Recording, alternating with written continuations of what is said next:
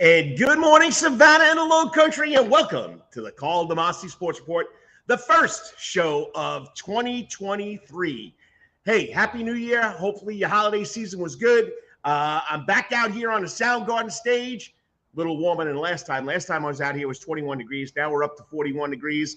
Let me get the exact degrees here, and it's 46 degrees right now. So that's a lot warmer, even though I'm dressed like it was 21 degrees. Don't have to wear a hat. Don't have my gloves on. I'm back here in the saddle again. Happy New Year. Once again, last week was an instant replay of the Christmas Eve show. You know, family things go on during the holidays. But I'm glad to be back, and it's all part, as you can see right behind me, the Coach's Corner Sports Network. That's right, Coach's Corner right here on Victory Drive and Thunderbolt.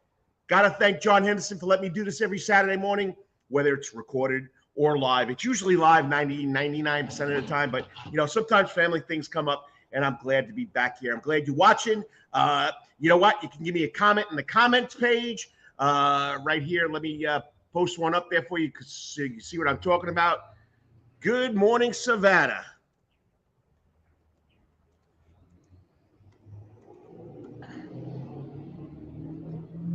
Okay. Let's see if I can get that to come up right here on the, here we go. There we go. Give me a comment. Make a comment. What do you think about Georgia National Championship? And that's right. Got another great show lined up. All right. This is all part of the Coach's Corner Sports Network. So there are 5 shows. Okay. Wednesday nights, we got Rubbin' and Grubbin' with Brandon Bain, the Atlanta man, produced by the man himself, Lawrence Bennett, who's always behind the scenes telling me that my mic's not on, that something went wrong when the screen goes off behind me. So I'm a one-man show on Saturday mornings, so it's a lot of fun. But like I said, 5 shows. I'm here every Saturday morning, 9 to 10, 10:30. I know Lawrence loves it when it goes 9 to 11. The producer likes 2-hour shows. And then coming April, not far off, so February, March, April, about 2.5 months, okay, we got the National, the Masters at the Augusta National Golf Course, and the Herb Brothers will be doing their weekly show, the 19th hole, 5 straight days of covering the Masters, and they're both golf fanatics. Brett and Sean Herb do a great job. Check it out, the 19th hole on YouTube. You'll see what I'm talking about. 2 podcasts. Right now, one's dormant, the Who's on First Base baseball podcast with the coach and Kyle Lawson, the baseball fanatic. We'll start up probably in February or March. I don't know. March is going to be tough for this young man. He's getting married. Not me, Kyle Lawson. So we'll see what happens with that. Like I told you, there it goes. I can't get it to stop shutting off, but I'll work it out. And then, of course, the Hot Grids podcast with Travis Judon, the Connect Savannah beat writer, now sports writer, the Prep Sports Report freelance writer, helps you out a lot. Travis Judon, check it out. Hot Grids podcast, wherever you get your podcasts, and you can go from there. All right, great lineup today. We got a substitute coming in about 9:15. I thought he had a coach's son's basketball game, but he can fit it in here at 9:15. We'll be talking to Stephen Elmo Weeks with the Weeks picks. 9:15, first quarter.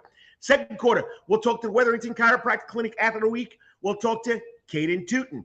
Just signed a national letter of intent to attend Brevard College to play some baseball.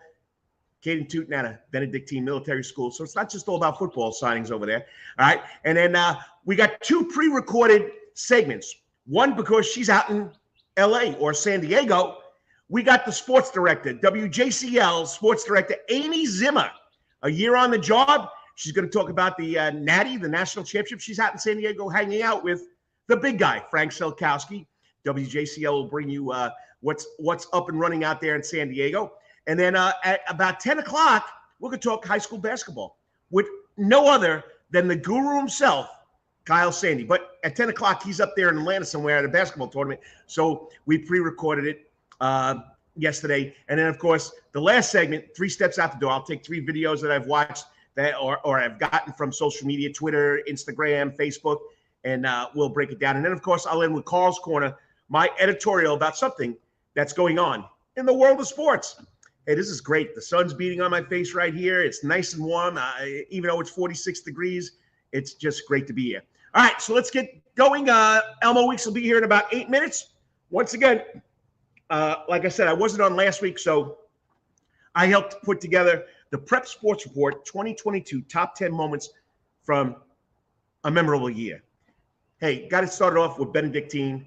back-to-back state football championships. Danny Britt doing a great job. Great goal line stand. Great athletes over there. Number one, my memorable moment for last year, Benedictine back-to-back football champions. Number two, St. Andrews boys basketball, winning the championship last March. The Georgia Independent Athletic Association. They're off to they're on a 26-game winning streak. They're off to 12-0 this season. They're down in Florida playing the MLK shootout at Andrew Jackson High School in Florida. What can I tell you? Last night they beat Reigns. Just a great job. Number two, St. Andrews boys winning a state championship, the Georgia Independent Athletic Association championship. All right. That's the first time they won, I think, since 2004. All right. The Savannah Arts Academy, number three, girls cross country team taking a state title. All right. The Savannah Arts Academy girls country captured their first ever Georgia High School State Association Class AA cross country. Remember, last year, 2021, they were the runner-up. So way to go, Lady Panthers cross country team. That's number three. Number four, Savannah Christian's ladies golf team, the Lady Raiders. Okay. Savannah Christian won the Georgia High School State Association Class A State Golf Championship back in May.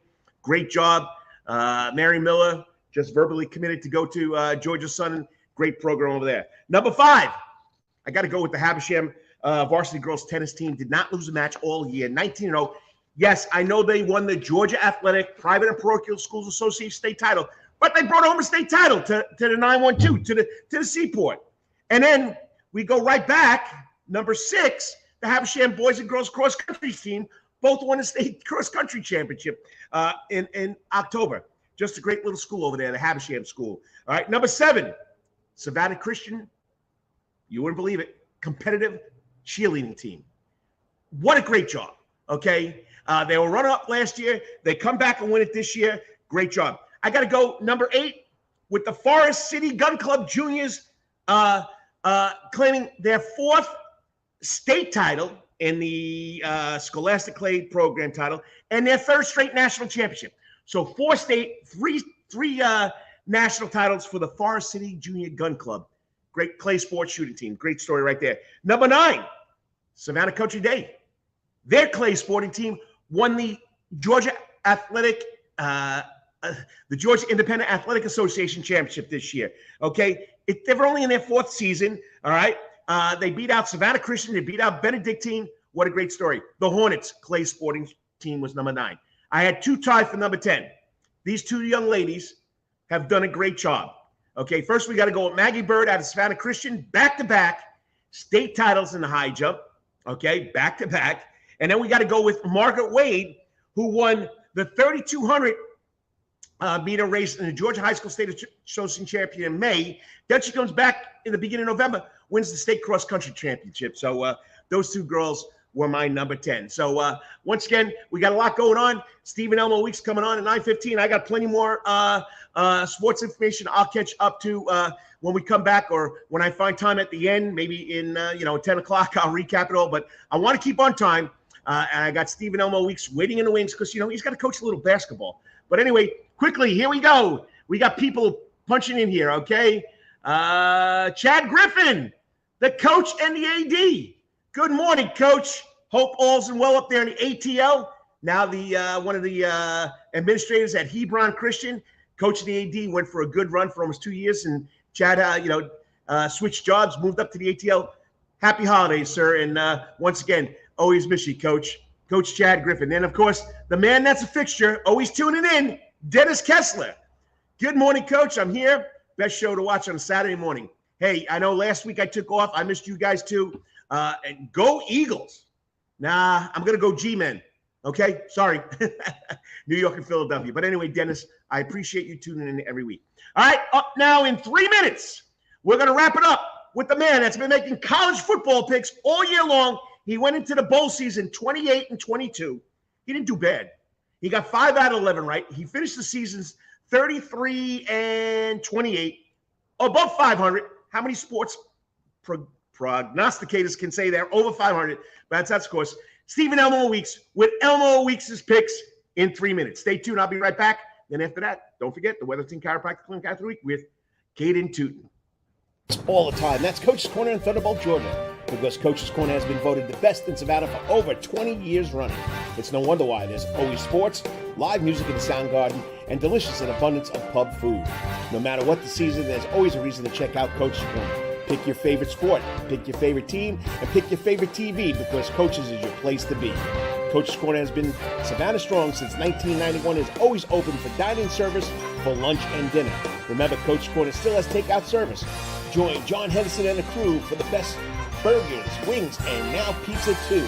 You can place your order by calling Coach's Corner at 912-352-2933. That's right, remember that number, 912-352-2933. So make your next pit stop at Coach's Corner. And as always, make it a night to remember at Coach's.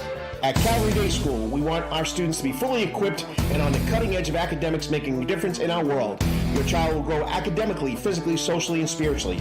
At Calvary, it is so good to say we are one school with one mission and one vision: faith, academics, excellence, and building champions through Christ.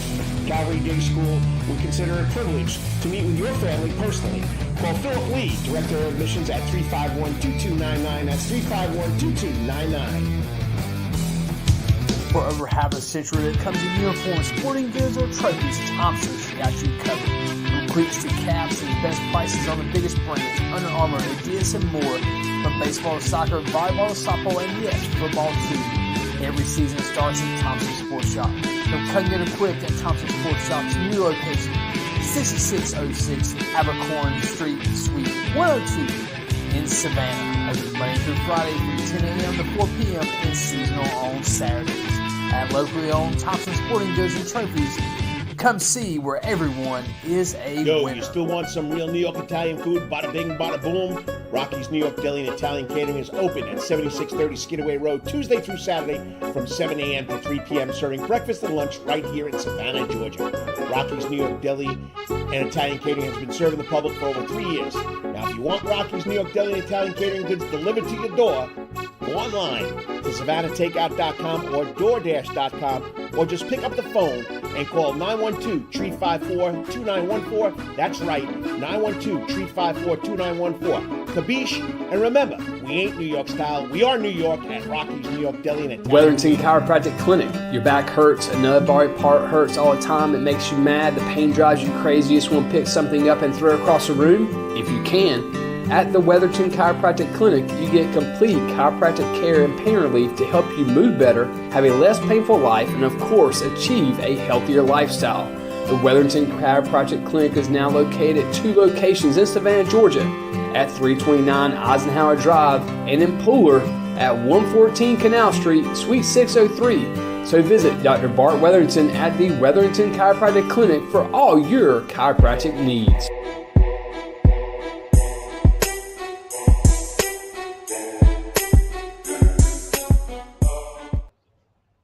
And good morning, Savannah. Glad that you can watch my show every Saturday morning on the internets, whether it be on YouTube, Facebook, Twitter. We're here, and it's the Karl DeMasi Sports Report, all part of the Coach's Corner Sports Network. Don't forget, big game Monday night, 7:30.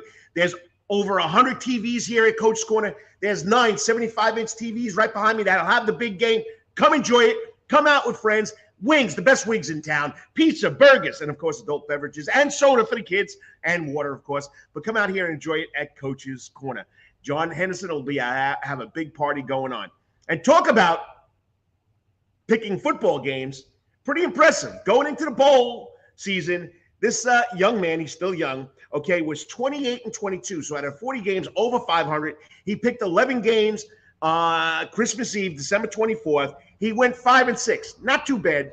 To finish his season 33-28, he could get one more win if he wants to talk about picking the Georgia TCU National Championship game. But he joins me every week on the Coach's Corner Hot Seat, and that's, of course, the football college prognosticator, Stephen Elmo Weeks, and he's got a special guest with him. What's up, Stephen? Who's the guest? This is Hugh Weeks, and today is his 7th birthday. So happy birthday, Hugh! Happy birthday, Hugh. How's it going? It's good. You getting ready for your big basketball game in about 45 minutes? Yeah, his game's later today, but yeah. All right, you want to go see your – okay. Yeah. But anyway, He plays at 3:30, but Jack actually Jack has the game at 10 o'clock. Okay. Well, I would tell you Jack is playing the middle school game of the week. Blessed Sacrament's 8th grade basketball. Blessed Sacrament's 8th grade boys basketball team is 8-0. Nice. We've beaten everybody by double digits. Calvary is also 6 or 7-0. They've beaten everybody by double digits, except for they lost. They won a close game against Savannah Christian. But man, Calvary has some of the absolute best athletes in Savannah in their 8th grade class. Jalen Hicks, MJ Scott, AJ Rahal. They are absolutely loaded. Those are all kids. I would say they've got 3 or 4 kids in their 8th grade class that are going to play some form of college athletics. So it's going to be it should be a barn burner on Victory Drive, Carl. I hope it is anyway. I hope they don't run us out the gym. Hey, I miss those days, those middle school days, coaching middle school basketball with my kids. I know what you're going through. And, my fame to claim, I've never won a state championship, but I got 3 spout championships and a Skeeza JV championship. So I'm happy with that. I'll take that, even though I got no bling like my kids to show you. But We've got one. Jack has 1 spout championship. We won the basketball championship in 6th grade. Nice. And then we're hoping we can do it again this year. But boy, Calvary's good, man. They've got a bunch of good players and coaches, and Calvary's got a good athletic program right now, and so we'll see how we stand up to the test 12 o'clock over at Blessed Sacrament. All right. In behind the scenes, he finally got up this morning, but good morning, Lawrence Bennett. Glad you could join us. And I know you're going to make your pick once Stephen, if he does, wants to break down to Georgia and give us a pick. But we'll come back to you in a couple minutes, Mr. Bennett. But anyway, hey, not bad. You got 5 out of 11 right. You were close on 1, 2, 3 of the other games. Yeah, I'll tell you. I'm going to tell you what I did. I overvalued the Southeastern Conference. The SEC performed like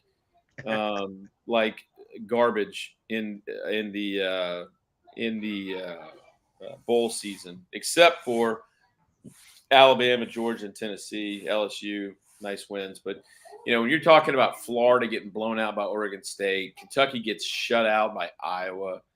Overall, this season was, to me, just one of the worst seasons ever for football in the SEC. I have never seen such bad teams play in the Southeastern Conference. I mean, you're talking about just some god-awful football was played in the Southeastern Conference. And, every year we have this thing about bias. And, the SEC, it just means more. Well, if it means all that much, how about do better than 6-6? I was disappointed with the SEC all season. I thought it was other than Georgia, Alabama, LSU was a nice surprise. Although even LSU, I know Florida State's pretty good, but I mean, you lose the Florida State at the beginning of the season. You got blown out at home by Tennessee. I'm not even sure how good LSU was. LSU got a bowl win over a team that didn't have anybody, come to the bowl game. So yeah, I think overall the problem I had was I overvalued the SEC. I just defaulted to SEC's good, and honestly, they just weren't that good. I think the overall SEC record in the bowl games was like 6-5 or 7-6 or something. It's just, if the SEC wants to continue claiming, oh, this is the best conference in football, you got to do better than that. You can't get blown out by Oregon State. I don't care how good of a season Oregon State's having. Florida cannot get blown out by Oregon State. Now, if I'm a Florida fan, I'm already uneasy about Billy Napier. That was not a good team. They were not a good team this year. I mean, I agree 100%. I mean, I didn't expect that, but I didn't also expect you left out one SC team. They got the hobnail boots many years ago with Larry Munson in Georgia, but Tennessee rolling over Clemson, man. I even though Clemson, if you look at the box score, had more yardage, but they couldn't put the ball in the end zone. Honestly, I thought Clemson outplayed.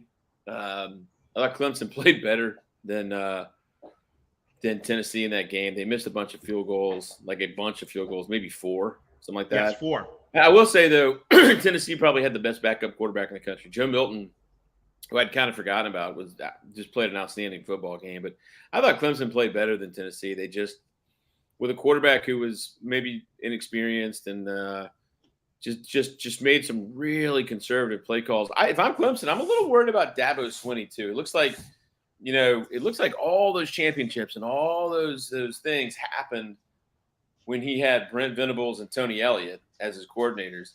Now, I don't know. They're not I don't think anybody's scared to play Clemson right now, right? I mean, South Carolina beat them. They didn't, I thought they'd be a little better because I thought Cade Klubnik was just that much better than DJ. And they didn't play badly. Klubnik didn't play badly, and the defense was fine. They just gave up one too many big plays and missed. I want to say they missed 4 field goals. And I think they were all like in the 40-yard range. I don't think it was like trying to kick 55-yarders. So tough loss for Clemson, man. I really felt pretty confident that Clemson would play well. All right, we got an avid listener that loves listening to Coach Weeks. Dennis Kessler. Good morning, Coach Weeks. Happy New Year. Good luck, but he's got to go with it where his heart's at. And this guy is all purple and gold. He's saying go Cavs. So we'll see what happens. Yeah, man. You gotta support. You gotta support your school and stuff. So they've got a lot to be supportive of over there. The high school basketball team is good. The boys team, the football team obviously had a great season, and this 8th grade team, this 8th grade class coming in. I don't know if they'll all stay at Calvary. Obviously, you don't know what people are going to do, but if this group all stays at Calvary, they're going to be stacked for a while. It's a lot of really good athletes, nice kids, good families. So yeah, it's we got a big challenge at 12 o'clock. We're gonna have to be ready to go. We got another avid listener, Brandon Bain of our Rubbin' and Grubbin show, Go Dogs. He'll throw probably his pick on there later too. But all right, let's get to it. All right. Nobody expected TCU to be here. Michigan just, what the bet if you ask me? They just didn't. I don't know, those big plays they gave up. It just seems like the defense didn't show up. TCU, Georgia, I think it's going to be a good one. I mean, even though Georgia's coming in, you're the football prognosticator here. What do they have to? They got a 13.5-point spread right now. Down a little bit. It's 12.5 now, but 12.5 now. Yeah, it'll go down. I think it'll probably settle around 11, maybe 10.5. But I thought Michigan honestly played better. Again, this is another weird situation. It's a game, and the scoreboard says what it says. But boy, TCU had to have a lot go right to win the game. Specifically, the one thing I think that Michigan is going to look back on is I don't know what the purpose of having replay review is if you're going to get it wrong after watching it 30 times. Clearly, that kid scored. There was a bomb in the first half. That was a touchdown. There's no question about it. It's not close. How you put the ball on the – now, again, Michigan then turns around and fumbles the football.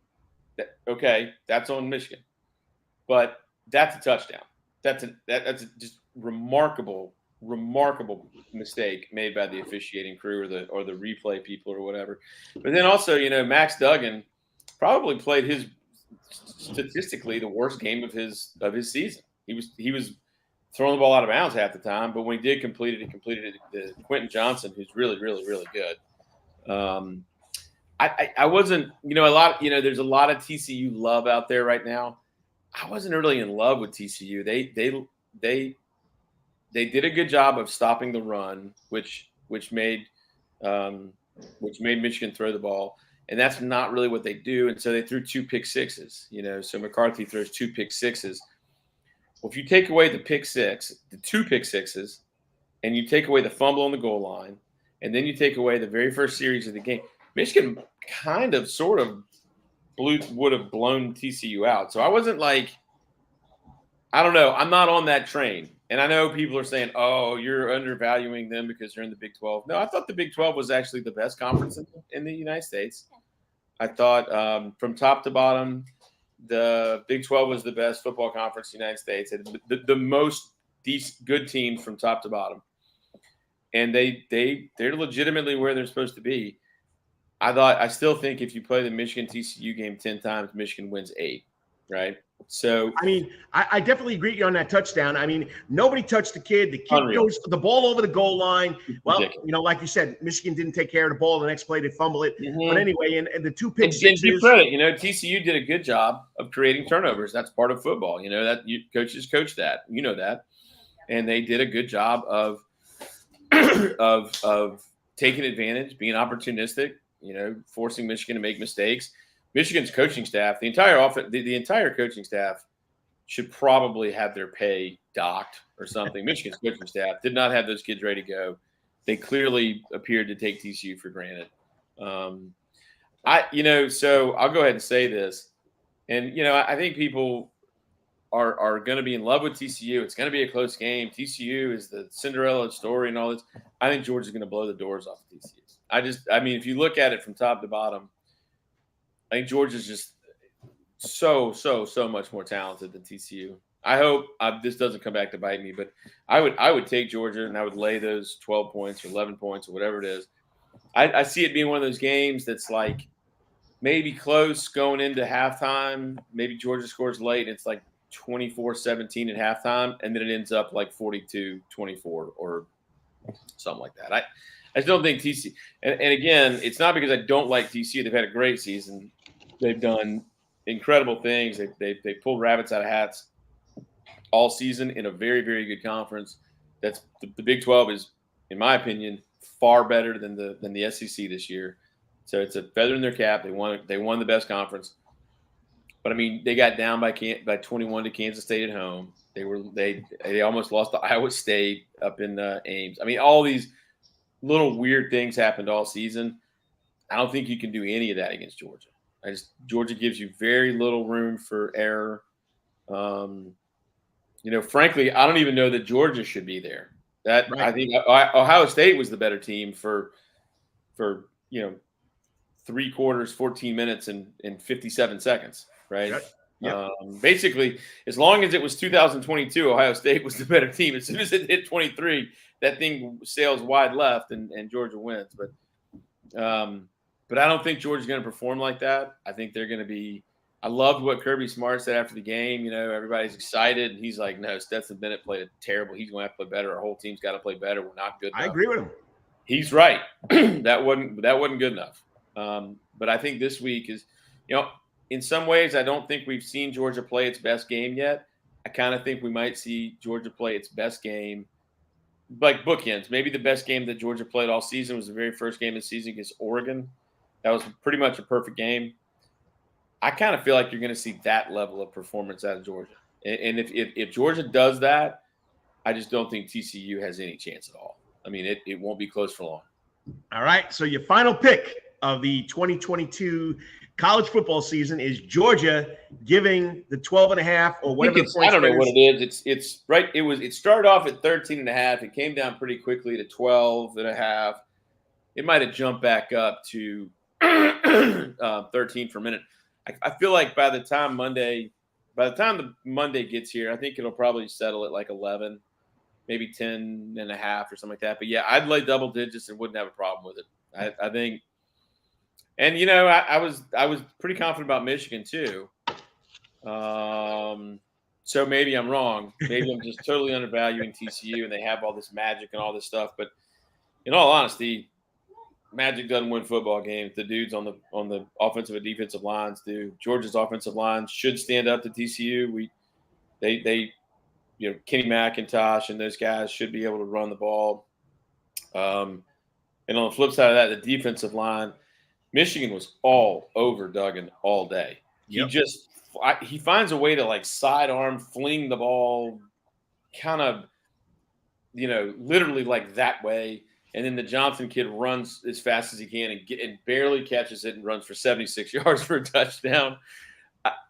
I just, you know, I'm going to get called a homer. Everybody's going to say, "Oh, look at that Georgia guy." I don't think Georgia lets that happen. I don't. I think the two best teams actually oddly played in the Peach Bowl. I think Georgia and Ohio State looked to me like the two best teams. Even though Michigan beat up on Ohio State, I don't know what happened to Ohio State that day. That's weird. I cannot believe that team perform the way they did against Michigan. I don't see any reason for it. CJ Stroud is, I don't know. All I can tell you is this: if the Falcons are picking early, I hope that the Falcons will be smart enough to pick CJ Stroud. That guy looks like an absolute star. Well, you heard it right here. The Stephen Elmo Weeks final pick of the season: Georgia and give the points. All right, I know you got to run. I got the other guests waiting in the back, room, in the back green room, whatever you want to call it. But good luck today with your basketball games, and keep me on top of what happens. Yep. Hey, listen, I've told everyone I'm going to go ahead and put out my top 10. I'm going to put one out tomorrow before the championship game is played, and then put one out Tuesday after the championship game is played. So I'm gonna people have actually been asking me to do that. So my Facebook page is Stephen Elmo Weeks on Facebook. If you want to look at it, tomorrow I'll sit down and put out a post-bowl top 10 list, which everyone will disagree with. Although I'm a toot my own horn a minute, Carl. I got a lot of things right that people said I was crazy about. A lot of teams won bowl games. Tulane beat Southern California. I had Tulane in the top 10. I had Tulane ranked 7th. Right. People told me I'm crazy. Tulane can't be 7th. They beat Southern California, right? So I'll do another ranking, and so people can poke fun of me tomorrow. All right, quickly. I told you they'd jump in here quick. All right, our man Lawrence Bennett has got Georgia 48, TCU 14, and our man Brandon Bain is agreed 42-24 Dogs over the Frogs. 6 days. Yeah, I like this Brandon Bain's pick 42-24. I think it'll be close for a bit. And then Georgia will pull away late and like 40. In fact, I would go so far as to say 42-24 could be the actual final score. Like that feels like 38-17, 42-24, something like that. But it'll all the emotions and all the stuff. The first quarter will look like it's going to be a close game, and then it'll just start kind of inching. TCU will start going 3 and out. Maybe Duggan throws a pick, block a punt, something crazy. But yeah, like 42-24. That makes sense. All right, good luck today. Let me know what happens, and we'll catch up next week with your final thoughts of this 2022 football season. You got it. Go Irish. Go Irish, as always. Whoops. Sorry, Kaden. I jumped too early. I hit the wrong switch. But anyway, okay, there you got it. Stephen Elmo Weeks, his Weeks picks every Saturday morning here on the Karl DeMasi Sports Report. Go with the Dogs. Give the points. 48, he agrees with Brandon Bain, the Atlanta man, the NASCAR guru himself. He also baseball and football. And our weekly Wednesday night show with Rubbin' and Grubbin, he says 42-24. His producer says 48-14. And Brandon Bain, here's the response, Mr. Bennett. Damn, Lawrence Bennett. So we'll go with that. All right, my next guest has been waiting patiently. I want to get him on. I got 3 minutes to thank my sponsors. He had an unbelievable junior season. He's going into his senior year at Benedictine baseball. Big playoff game last year. Big win. Came out of in relief and did a job. But he signed Wednesday to play baseball at Brevard College. We'll find out why Kaden Tuten is this week's Wetherington Chiropractic Clinic Athlete of the Week and why he chose Brevard. 3 minutes, Kaden. We'll be right back. Stay tuned. It's part of the Coach's Corner Sports Network. All the time. That's Coach's Corner in Thunderbolt, Georgia. Because Coach's Corner has been voted the best in Savannah for over 20 years running. It's no wonder why there's always sports, live music in the Soundgarden, and delicious and abundance of pub food. No matter what the season, there's always a reason to check out Coach's Corner. Pick your favorite sport, pick your favorite team, and pick your favorite TV because Coach's is your place to be. Coach's Corner has been Savannah strong since 1991 and is always open for dining service for lunch and dinner. Remember, Coach's Corner still has takeout service. Join John Henderson and the crew for the best burgers, wings, and now pizza too. You can place your order by calling Coach's Corner at 912-352-2933. That's right, remember that number, 912-352-2933. So make your next pit stop at Coach's Corner. And as always, make it a night to remember at Coach's. At Calvary Day School, we want our students to be fully equipped and on the cutting edge of academics, making a difference in our world. Your child will grow academically, physically, socially, and spiritually. At Calvary, it is so good to say we are one school with one mission and one vision. Faith, academics, excellence, and building champions through Christ. Calvary Day School, we consider it a privilege to meet with your family personally. Call Philip Lee, Director of Admissions at 351-2299. That's 351-2299. For over half a century, when it comes to uniforms, sporting goods, or trophies, Thompson's got you covered. From cleats to caps and best prices on the biggest brands, Under Armour, Adidas, and more. From baseball to soccer, volleyball to softball, and yes, football too. Every season starts at Thompson Sports Shop. From cutting and equipped at Thompson Sports Shop's new location, 6606 Abercorn Street, Suite 102 in Savannah. Open Monday through Friday from 10 a.m. to 4 p.m. and seasonal on Saturdays. At locally owned Thompson Sporting Goods and Trophies, come see where everyone is a winner. You still want some real New York Italian food? Bada bing, bada boom. Rocky's New York Deli and Italian Catering is open at 7630 Skidaway Road, Tuesday through Saturday from 7 a.m. to 3 p.m., serving breakfast and lunch right here in Savannah, Georgia. Rocky's New York Deli and Italian Catering has been serving the public for over 3 years. Now, if you want Rocky's New York Deli and Italian Catering goods delivered to your door, go online to SavannahTakeout.com or DoorDash.com, or just pick up the phone and call 912-354-2914. That's right, 912-354-2914. Kabish, and remember, we ain't New York style. We are New York at Rocky's New York Deli and Italian. Wetherington Chiropractic Clinic. Your back hurts, another body part hurts all the time. It makes you mad. The pain drives you crazy. You just want to pick something up and throw it across the room. If you can, at the Wetherington Chiropractic Clinic, you get complete chiropractic care and pain relief to help you move better, have a less painful life, and of course, achieve a healthier lifestyle. The Wetherington Chiropractic Clinic is now located at 2 locations in Savannah, Georgia, at 329 Eisenhower Drive and in Pooler at 114 Canal Street, Suite 603. So visit Dr. Bart Wetherington at the Wetherington Chiropractic Clinic for all your chiropractic needs.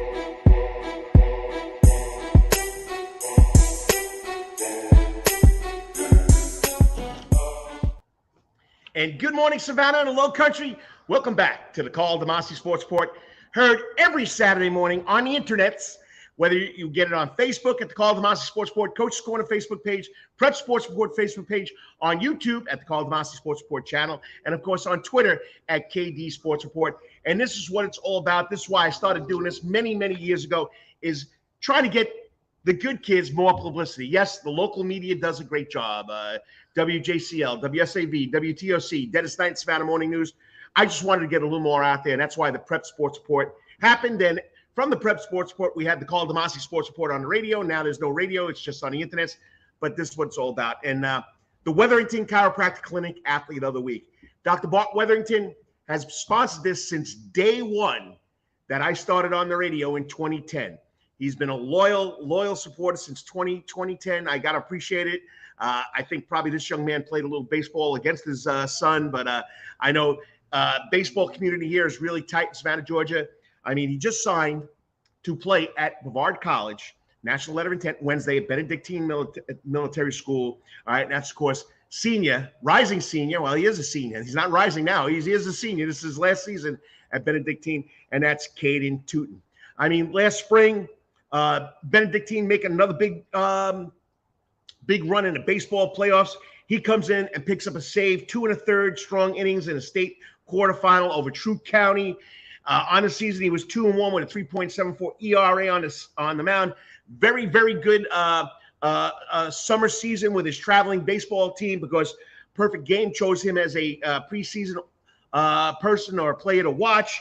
I mean, and as Coach Farmer said, I mean, Kaden is a versatile player who can play in the outfield, can play in the infield, and of course, come in and pitch for the cadets. He said he's a hard worker. He's a student of the game, always learning.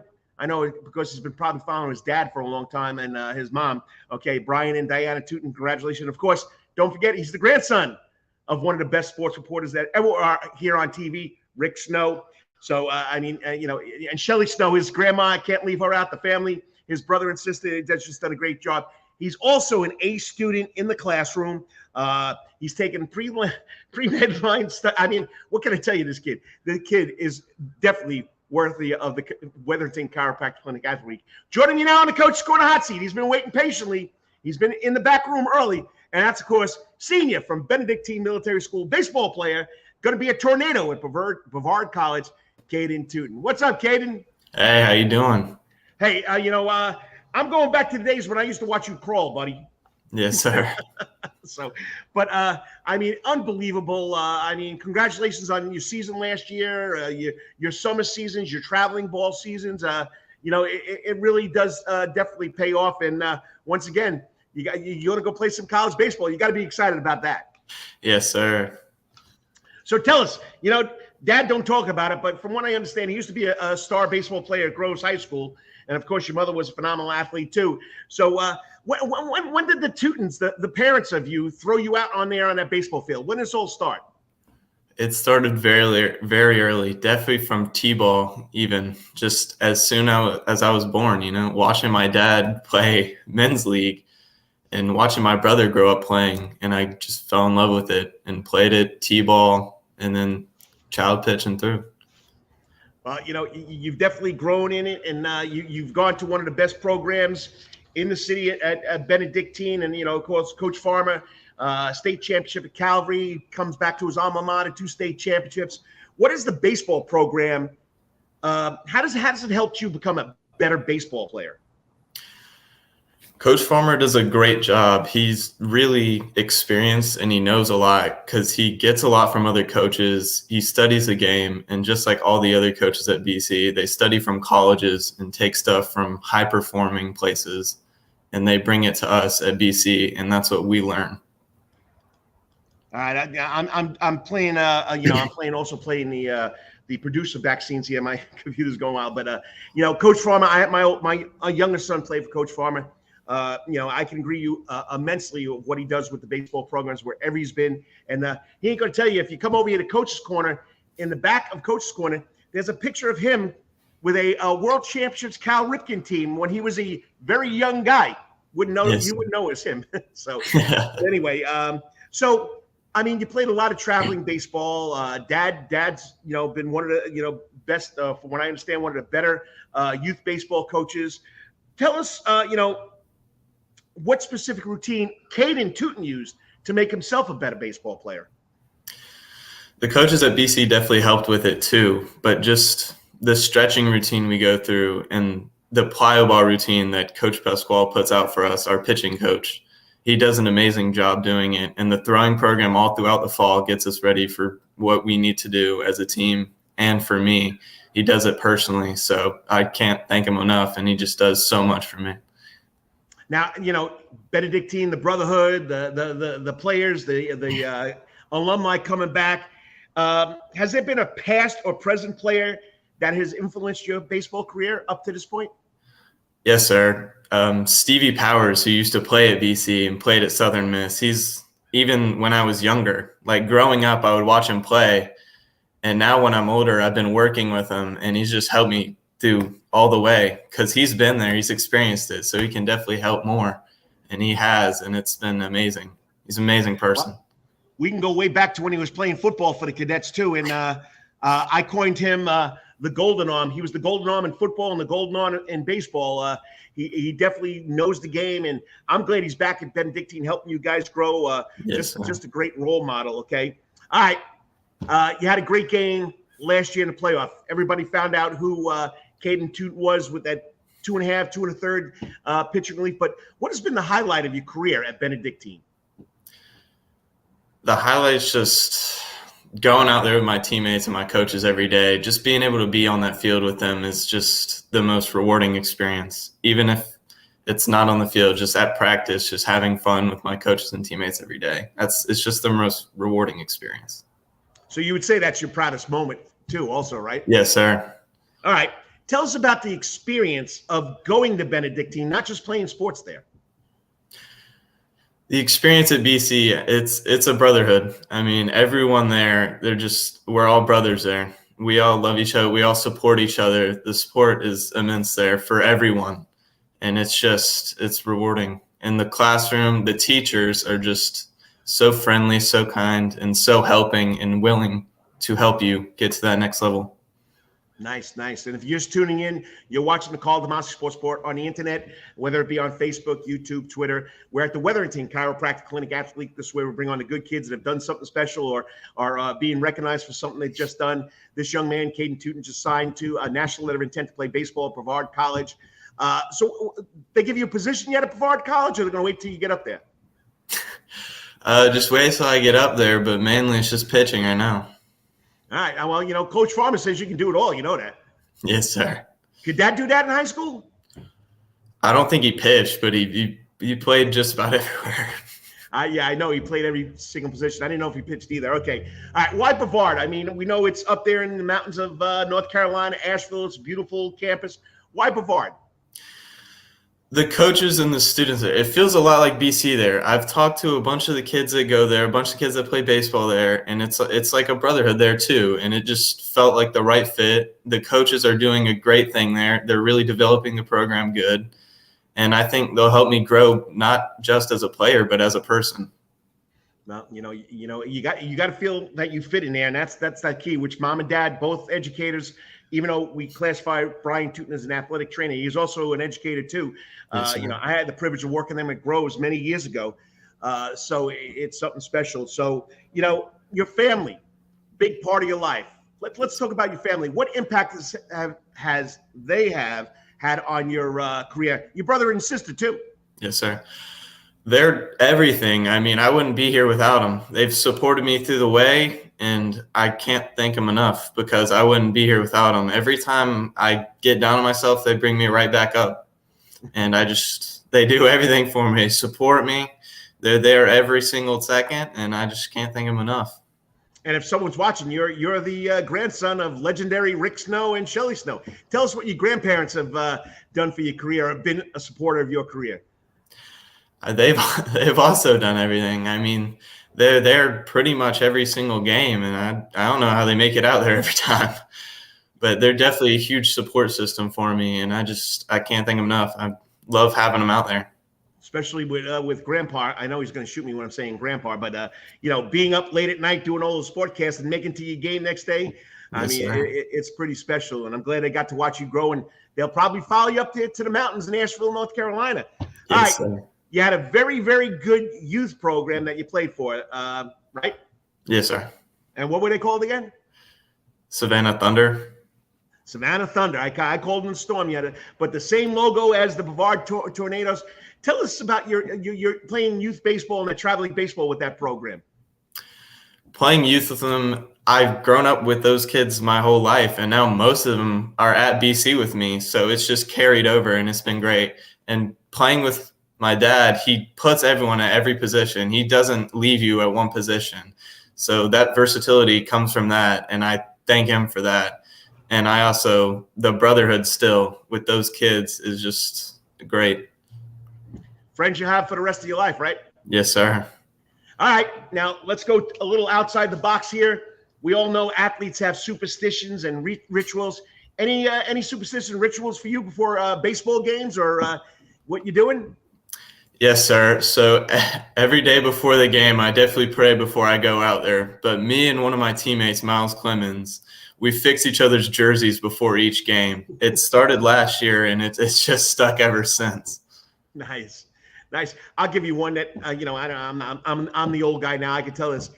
Before I got to a baseball game, I would put my baseball pants on inside out, okay, and pull them up so my pants would have that perfect fold where back then we called them baseball stirrups or baseball socks. Yes, and sir. It was just something I had to do every game because it had to be perfect like your jersey. Yes, sir. And it's a trick to it because then your pants look good, you look good, you feel like you're going to play good, right? Yes, sir. Any favorite food? Ooh, favorite food. Probably hibachi. I love Japanese. It's just nice. It's great.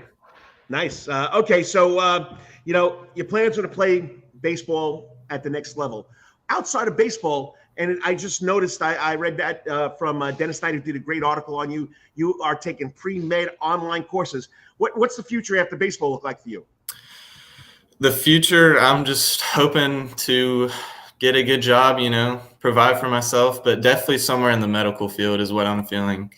I just feel drawn to it. I don't know if it's from my dad or whatever, but I feel drawn to that, and that's what I hope to be doing in the future. You don't want to be an educator like Mom? No, Mom does a great job what she does too, and so does your father. And it's just something special to have two educators and two professions that you can look at either way. All right, hold it. We got a comment here. Of course, now everything takes slow. All right. And Rick Snow just sent me a message. He's proud to be your grandpa. Yeah. So, all right. Next level after the season, what does the season look like for the cadets and you as far as baseball go in that region? Because now you're adding Wayne County and Burke County, which are really good baseball programs. Yes, sir. They're really good programs, and just it's going to be a testament to how hard we've been working this offseason, how hard we're going to work through the season, and Coach Farmer's preparation, all the coaches at BC. It's really going to show how much hard work we put in, and I just hope we go out there, have fun, play the game right, and just go for it. It'd be nice to get another state title, wouldn't it? Yes, sir. All right. Last question. Anything you wanted to say to the BC or the Savannah community now that you're moving on your career after, of course, this final spring season of your baseball career at Benedictine? Yes, sir.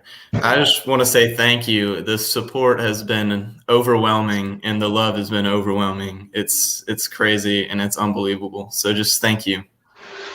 Well, you've done a great job, Kaden, and, you turned a lot of heads in that playoff game, even though, I knew following you since you started playing baseball, you had it in you.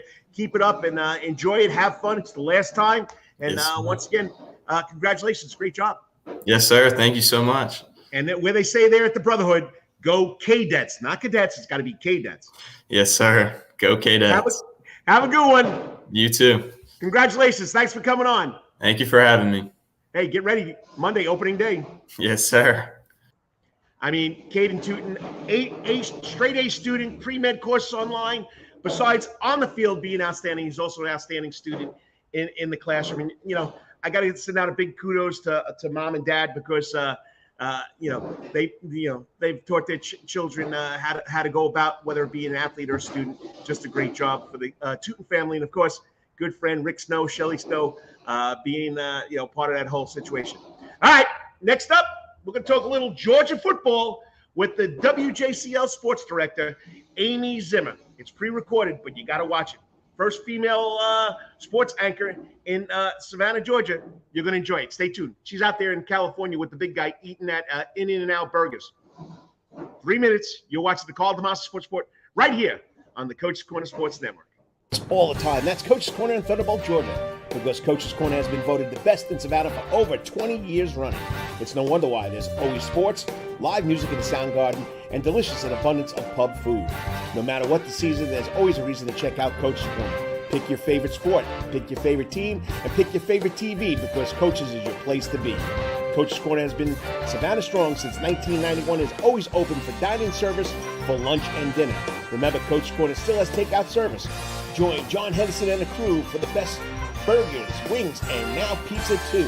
You can place your order by calling Coach's Corner at 912-352-2933. That's right, remember that number, 912-352-2933.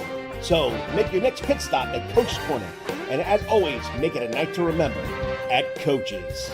At Calvary Day School, we want our students to be fully equipped and on the cutting edge of academics, making a difference in our world. Your child will grow academically, physically, socially, and spiritually. At Calvary, it is so good to say we are one school with one mission and one vision: faith, academics, excellence, and building champions through Christ. Calvary Day School, we consider it a privilege to meet with your family personally.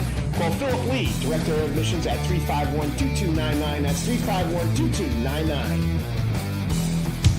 For over half a century, when it comes to uniforms, sporting goods, or trophies, Thompson's got you covered. From cleats to caps and best prices on the biggest brands, Under Armour, Adidas, and more. From baseball to soccer, volleyball to softball, and yes, football too. Every season starts at Thompson Sports Shop. From cutting and equipped at Thompson Sports Shop's new location, 6606 Abercorn Street, Suite 102 in Savannah. Open Monday through Friday from 10 a.m. to 4 p.m. and seasonal on Saturdays. At locally owned Thompson Sporting Goods and Trophies, come see where everyone is a winner. You still want some real New York Italian food? Bada bing, bada boom. Rocky's New York Deli and Italian Catering is open at 7630 Skidaway Road, Tuesday through Saturday from 7 a.m. to 3 p.m., serving breakfast and lunch right here in Savannah, Georgia.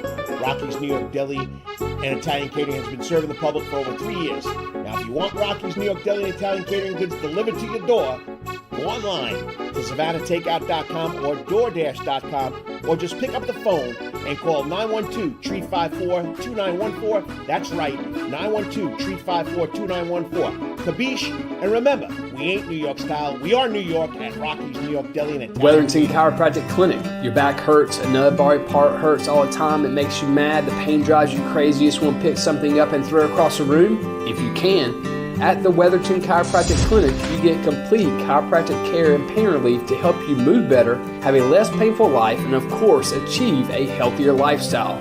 The Wetherington Chiropractic Clinic is now located at 2 locations in Savannah, Georgia, at 329 Eisenhower Drive and in Pooler at 114 Canal Street, Suite 603. So visit Dr. Bart Wetherington at the Wetherington Chiropractic Clinic for all your chiropractic needs.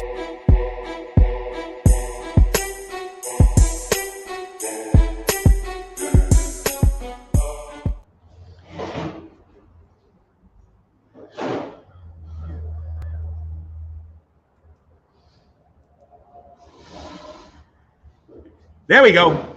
You know, I'm playing around with all the buttons here. Welcome back to the Karl DeMasi Sports Report right here live on the Soundgarden Stage at Coach's Corner. You know, it's National Championship weekend, and you got a lot of things going on. Don't forget, Monday night kicks off at 7:30. Wow, I'm grateful. Not a 9 o'clock start, so hopefully I can watch the whole game. But if you want to come out and enjoy the festivities that are going to be here at Coach's Corner, okay, come check it out. Like I said, you got the super screen behind me, 975-inch TVs. The game's going to be here. You got close to over almost 100 TVs in this place.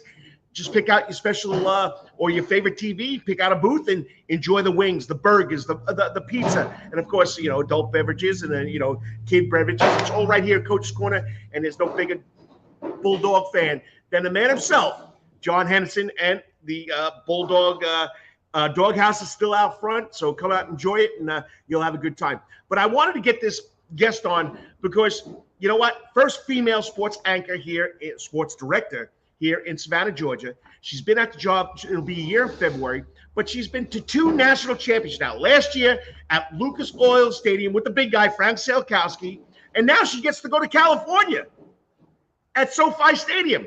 That's where the San Diego Chargers, well, sorry, got to take that back. It's in Inglewood, California. They're the Los Angeles Chargers now. But what an experience. Yeah, you know, she's been doing a great job. She's been here almost 3.5 years.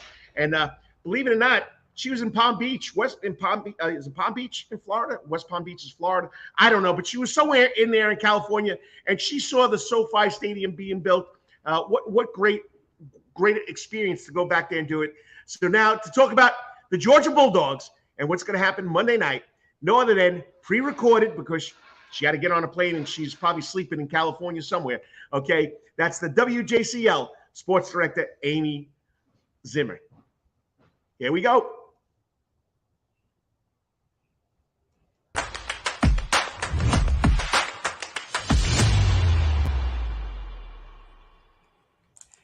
And welcome back, sports fans. It's the coach, Karl DeMasi. Of course, we usually are live on a Saturday morning, and I am live, but this part had to be pre-recorded because we got a big game Monday night.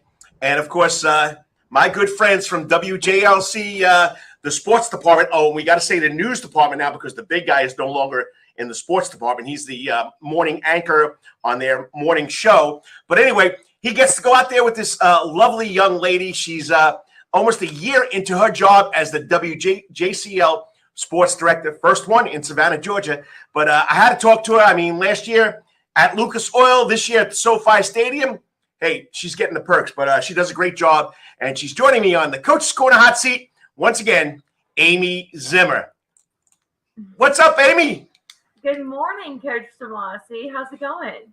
Hey, you know what? It's going to be an exciting weekend. I'm back at school with the kids. It's you know, I love being with the kids. You know, and the kids are what makes my day for the past 35 years. And but you know, just the whole atmosphere. You know, Georgia in the game again. Just remarkable. And we're going to get to it because you experienced it, and we'll talk about it in a second. But let's kick it off. I wrote it down. February 4th, 2022.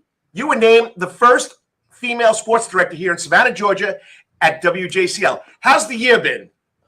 I can't even believe it's been a year. By you asking me that, I sit here and I can't even fathom the fact that we are now back to almost that very time where I was kind of being told about how, Frank was thinking of going to mornings and how they were thinking of me becoming sports director. And it was all just such a whirlwind because it was all happening during this time last year when the Bulldogs were going back to the national championship. So it's pretty special to now know that we're going back to a national championship to cover Georgia. And this time it's, with me as now sports director, but thankfully I still have my partner in crime coming along with me. We're pulling Big Frank out of the news scene and dragging him to LA for some extra help. So it's going to be really special, especially because California is where Frank essentially, I like to use sport terms, so recruited me from. So now I get to go back there with him and show him the stomping ground. So it'll be really fun. Nice. Now, 2 quick questions about your sports director responsibilities. Tell us what the difference is of being the sports director versus just being the reporter. As a reporter, you're leaning on your sports director, wondering what the plan is for the day and what the plan looks like for the week or for the month.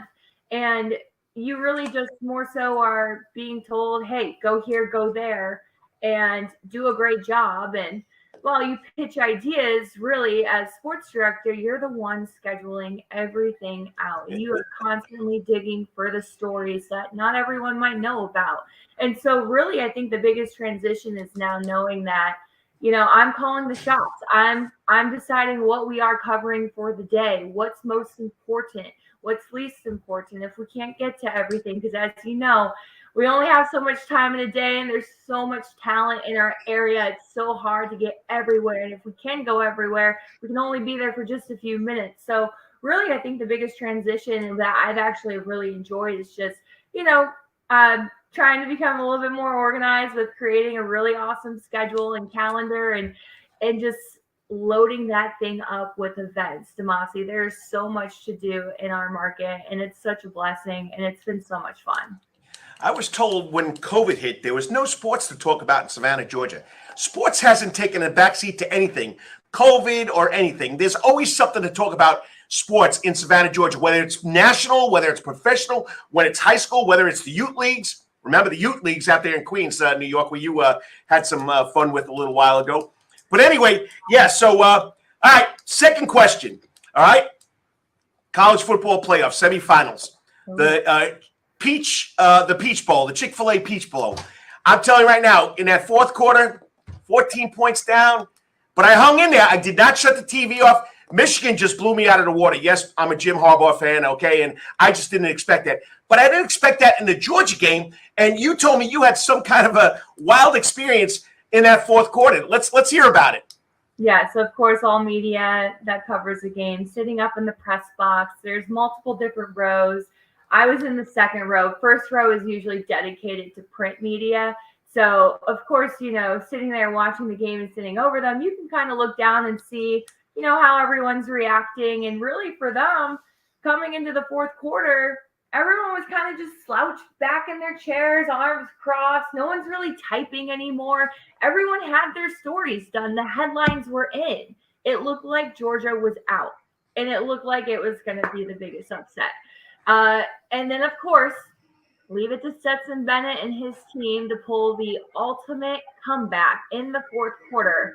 So, as we get minutes in, they score the touchdown, they pull within 5, and then next thing you know, the game's tied, and then it's coming down to a field goal. And I kid you not, everyone was on the edge of their seats. And we all looked around, we're like, this game's really going to be decided when the clock strikes 12. And what a way to ring in the new year, because it happened exactly that way. And everyone jokes, oh, we didn't get to see the ball drop. No, we saw a ball drop, and it was when Ohio State missed their field goal. So it was definitely unique. But as soon as that happened, you saw everyone's screens just go white. Everyone started over. Everyone had to rewrite the story, rewrite the headline. The game was changed in the final minutes, and it came down to the final seconds. And we were all seriously speechless up there. Everyone's reaction was just completely – everyone was stunned, but it was a game I surely will never forget. Yeah, people giving up and people not thinking it's going to happen. And when the defensive back slipped and they hit that touchdown to make it 5, you knew something special was going to happen. And of course, I mean, I watched the kid play in high school basketball. I coached against him in high school basketball. I didn't do football. Stetson Bennett. That's when Islands High School was playing Pierce County in our region. And you can see on a basketball court, this kid, just the feistiness, the never give up attitude. And it was something special. And, I never really got to talk to him personally, but I'll never forget the image I got him on a basketball court. And, the ongoing joke, because, if you don't know, Amy and I have a good time. Of course, from Michigan, but she wound up going to St. John's University to finish her volleyball career. I call her Miss Johnny. And you know what? In New York, they got to watch the ball drop straight down. That they did with front row seats in Times Square. And in Ohio State, they got to watch the ball go left. Yeah. Exactly. But anyway, such a great experience. Everybody give it up, okay? If you're just tuning in, this is pre-recorded because this young lady is going to be out there in California enjoying SoFi Stadium with the big guy. She'll be covering the college football national championship between TCU, the Horned Frogs. My wife goes, "What's a Horned Frog?" I said, "I'll show you a picture." And against Georgia Bulldogs. So she'll be out there having fun there with the big guy, Frank Sikowski. So this is the second year in a row. The tag team of Sikowski and Zimmer. You went to Lucas Oil Stadium last year where Georgia beat Alabama 33-18. Now you're going to SoFi Stadium. It's not in San Diego. It's in Inglewood, California, but we say it's close to San Diego. So, you're doing something you love. You're covering sports, but you're getting the perks. What's it like going to these national championship games? It's so much fun. I think one of the best parts of the job is getting to find those stories of the local people that are going to. And there's so many people because on the Georgia team, there's so many ties to Southeast Georgia with players. And so when we get to go to these things, it's a blast. Don't get me wrong. And everyone might think, oh, you got the best seat in the house. You got the best job. But it is a lot of work. The minute we get there, which, by the way, we're traveling across the country Friday morning, we're going to be working up until late Friday night California time. And also, there's a 3-hour time difference out there. We put in so many hours when we cover events like this. So much so that I'm actually even taking today off just so I can prepare and get a head start before getting out there. Because once we're out there, it is go, go, go. We are not going to be strolling on the beach, taking our time, trying to just, relax. This is going to be full speed ahead. Every minute we are going to be doing something that is going to be related to work. But again, it's so much fun because we already have so many great stories lined up. We've got, of course, former South Effingham star Austin Blasky going out there. We're going to meet up with his dad out there, who is such a big Bulldog supporter, of course, that has gone viral a few times on social media with all the fun things that he likes to do. So I also got to go one-on-one with Blasky after the Peach Bowl. So we'll be airing that exclusive interview while we're out in California. There's also 2 Savannah cheerleaders still on Georgia's cheerleading team. Of course, for a lot of years, we covered Southern Britt, who was a star cheerleader for the Dogs that reigns from Savannah. Her dad, of course, Danny Britt, the head coach of the Benedictine Cadets football team. So we'll be covering those 2 cheerleaders as well. And then, we can't go without saying the Stetson Bennett ties. Last year, right after the game, I was the first one to actually ask him a question that was local media. So that was huge. And, it's just so great to know, too, that these players, whether they're on the field, off the field, a cheerleader, they're always just so happy to talk to their hometown station because they know how much support that they get from their family and friends. So it's just so nice for them to just pop on and say, hey. And I can't go without saying Nolan Smith as well. He was so much fun. I think you might have saw at Media Day. He took my mic and helped me out. So, while he's not on the field, it's no doubt that he has just still been such a big part of this team and has taken on a massive leadership role, which will only help him when he goes off to the NFL. So don't forget about Warren Brinson. Yeah, Brinson, the Savannah native. He also had a good old media takeover as well with our sister station in Atlanta. So that was really fun to see him do it. I'll tell you what, Warren's got quite a future in reporting, I think, at Media Day. He had no problem going around asking the tough questions as well. So he was a lot of fun. And I know you see it in my logo, on his high school football, he doesn't get any notoriety because he's a preferred walk-on, but the kid has hung in there. Chris Brown. You got to look up Chris Brown from Savannah, Georgia. He's a preferred walk-on, but he's being part of this national. There's another good story for you right there. What does it feel like that? You're behind the scenes. You're the practice player. So, I'm proud of Chris Brown. The kid was great here at Highlands High School. Very mature, very laid back. But I'm telling you right now, when he gets on the football field, he tries to go out full out. So, you got a great story. So, okay, 2 questions. I know you got to get out of here. You got another interview coming up. One is, what's it like going out and hanging out with Big Frank at these things? Big Frank is a character. You know, he's been doing this for decades. He loves covering sports. And while he's now news, you know, he is still always talking and tweeting about sports. That's never going to go away. Nope. But, you know, for him, it's been a great lifestyle change for him. And I'm so happy for him that he gets to spend more time with his family. You know, a big thing that he always said was, I've spent so many years covering everyone else's kids, and now it's time for me to spend time with my own. So it's really special. I'm really happy that he's going to take the time to, you know, leave his family and go out to California with me, because again, we'll be out there for a good chunk of days, and it's going to be a grind. But working with Big Frank is always a blast.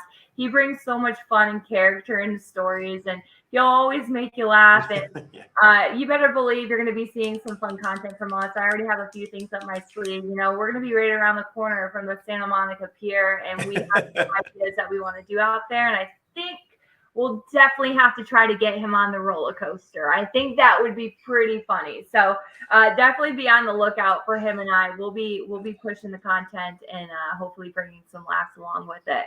Plus, he's got to get off his low carb diet when you go out there. I mean, he's got to eat the food. That's what he's known for. He's the big guy, and he's also, you can tell him the coach said this, he's the OG of all reporters now in Savannah, Georgia. So, you know, OG as far as sports reporters, okay? I know a couple of people at the other stations have a couple of years on him, but the big guy's been around for years. All right, quickly, I don't want to keep you long. Your outlook about the game. Yeah, so listen, it's no doubt Georgia was exposed against Ohio State. They did their research, but they had a month to do so. So we obviously knew going into that it was going to be a showdown and Georgia was going to be tested, and they definitely were. And Kirby Smart after the game told us, Ohio State probably should have won that, but it was our resiliency that helped us pull through, and we never give up. And so we came out on top. But also, Ohio State blew two, not just one, 14-point leads, showing that Georgia really is the better team. So going into this game now, it's a quicker turnaround. They don't have as much time. And I tell you what, Georgia is going to be fired up and hungry to go into this game now and shut down the Horned Frogs. Now, listen, Sonny Dykes, what he has done with TCU is incredible. Unbelievable. A losing season last year to now being in this position, it's unreal. This team is inspired, and they're going to come out playing inspired. They're going to be playing hungry, and they're going to be ready to attack. And speaking of attack, you know, Georgia really struggled against Ohio State's passing attack. There's going to be a lot of things that Georgia has to clean up, and there's going to be players that they have to get back involved, especially, you know, Ladd McConkey. We didn't see much of him, and he was Georgia's leading receiver. So there's a lot of things that are going to have to change going into this game, but that's just like any game during the season. You know, a lot of changes and fixes have to be made, but I think another positive thing for Georgia is that they're going to have some people back that have been dealing with injuries. You know, we saw Darnell Washington leave pretty early in that game against Ohio State, and he is a big man, and they need him out there. And Kirby Smart has already said that we can expect to see him against TCU on Monday. So I think Georgia's going to come out, and I think that they're going to really, you know, give a punch. And I think Georgia's going to win this. I don't think it's going to be as close as it was against Ohio State. So I have the Dogs going back to back. And you were there. I was there. Yeah. So it's pretty unbelievable, DeMasi, when you tell me just, you know, the small town girl from Michigan that went on to pursue her college dreams in New York City to then going out to Palm Springs, California for my first job. When I was out there, we covered the Los Angeles Chargers. We were there for the whole transition. They moved to LA when they were just practicing and waiting for, you know, a stadium to be built. I saw SoFi from the ground up starting to be built. But as soon as Frank called me up and convinced me to come to Savannah, I remember flying over that stadium because you fly over it every time you go in and out of LAX. I remember seeing it, but it was not completed. I have not seen this stadium since it's been completed, and it has been my dream to go there and cover a game. So it's really a full circle moment for me to get to go back and now cover the Georgia Bulldogs playing in SoFi Stadium. So I cannot wait. I know you got to get to another meeting. Even though she's off, she's got to go to another Zoom meeting, okay? So I'm going to say this. You and Big Frank Solkowski, hunker down, young lady, as Larry Munson would say. Hunker down, dogs, and then be ready for it. Appreciate it for taking the time. Always, we always have a lot of fun. We can talk for hours, but I know you got to go. And once again, enjoy it. Make sure the big guy takes care of you. I'll talk to you after you get back. All right, sounds good. Looking forward to it. Thanks so much, DeMasi. See you later, Johnny. Bye. See ya. Amy Zimmer, sports director, WJCL. She does a great job. And you know what? Being a sports reporter, being a sports director, being a newscaster, it's just like being a coach or an athletic trainer. You're never home after 12 o'clock in the afternoon. Sometimes you get done at 1 o'clock in the morning. You got to be up at 9 o'clock in the morning, or you got to drive to Athens. You got to drive to Columbia. I mean, this young lady has done a great job here in Savannah, Georgia, and I appreciate she always takes the time to come on and talk to me about what's going on over there at JCL. And I'm proud to call her a friend. And, you know, even though she's from a little town in Michigan, I still consider her a New Yorker because she knows what the pizza's like. She knows what the bagels are like, and she's going to have a good time out there in California with Frank Slikowski. Once again, Amy Zimmer will be reporting with the big guy, Frank Slikowski, from SoFi Stadium starting Friday night with the College Football National Championship, the Bulldogs against the Horned Frogs, Texas Christian University. I mean, I enjoy watching it, and I did the interview. Just a great job by Amy Zimmer, and you know what her and Frank Slikowski has done with that sports department over there is unbelievable. Of course, Slikowski, Tiffany Green, if you don't know, is now doing college football play-by-play. Started out with Frank Slikowski, WJCL. Then, of course, you had Stephanie Farrat, who would go out there and be involved in the sport. Now she's a teacher over at Richmond Hill High School, and now he's got another good lady. You know, behind every great man is a greater woman. And Frank Slikowski's been that way with his wife at home and, you know, his daughters and now people he works at the station with. I mean, even now, you know, in the morning on his morning show at 4:30 in the morning. So he just does a great job, and they do a great job over at WJCL. Appreciate they take time to come on and talk about it. All right, up next, we're going to talk high school hoops. There was a big game last night, Beach against Johnson. Johnson was ranked number 2. Beach was ranked number 4. Calvary's ranked number 6. But you know what? Who does his rankings? The man himself. Okay, Kyle Sandy of sandyspiels.com. Check it out. He's up next. It's pre-recorded because he's at some basketball tournament in Atlanta. This kid knows his stuff. We'll be right back because you're watching the Karl DeMasi Sports Report right here on the Coach's Corner Sports Network.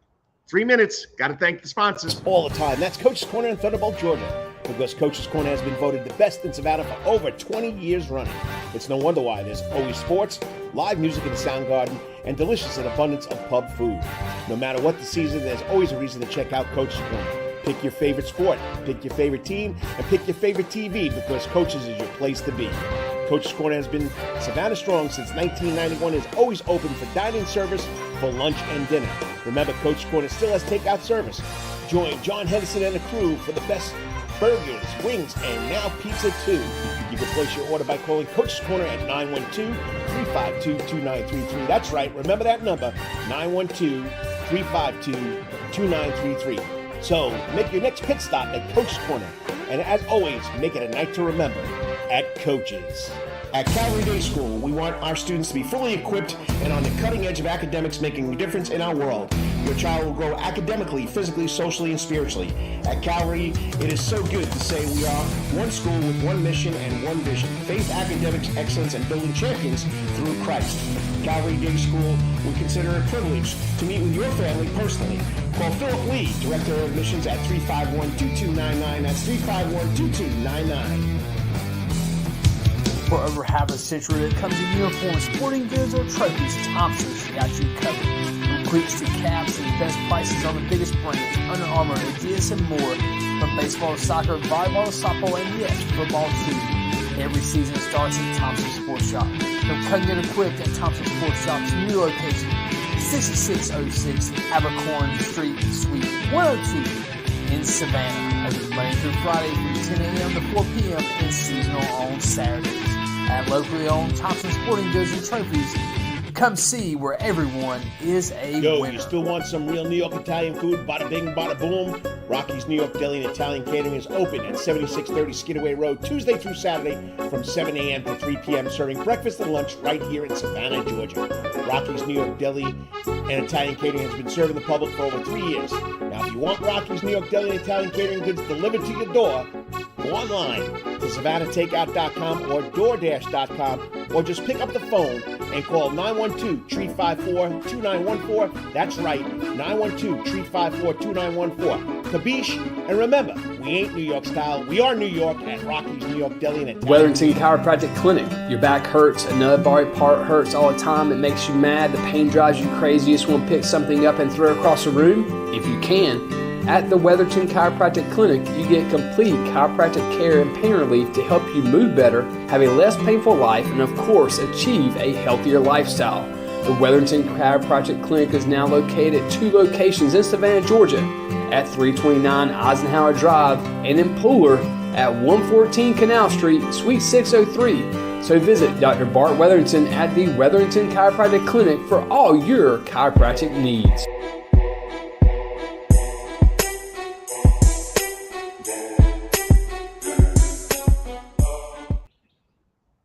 And good morning, Savannah and Low Country. Thank you for watching the Karl DeMasi Sports Report, whether it's for 5 minutes, 10 minutes, 15 minutes, or making it a part of your day, or watching a replay. All right. Just so you know, the next guest is also pre-recorded because he's up watching basketball somewhere in the Atlanta area. He'll tell us in the interview, but that's, of course, Kyle Sandy. This young guy has been doing this now for 7 years, following high school basketball in Savannah, Georgia. Yes, he follows Georgia High School State Association teams, boys and girls. And I'm telling you, he doesn't need a piece of paper in front of him. Just like if you ever watched our Wednesday night show with Brandon Bain with Rubbin' and Grubbin', you know, it's just something special that these guys know this information. I mean, I got to take my notes. All right. But if you follow the rankings, because you know what? I've said it plenty of times. Savannah, Georgia is a basketball town.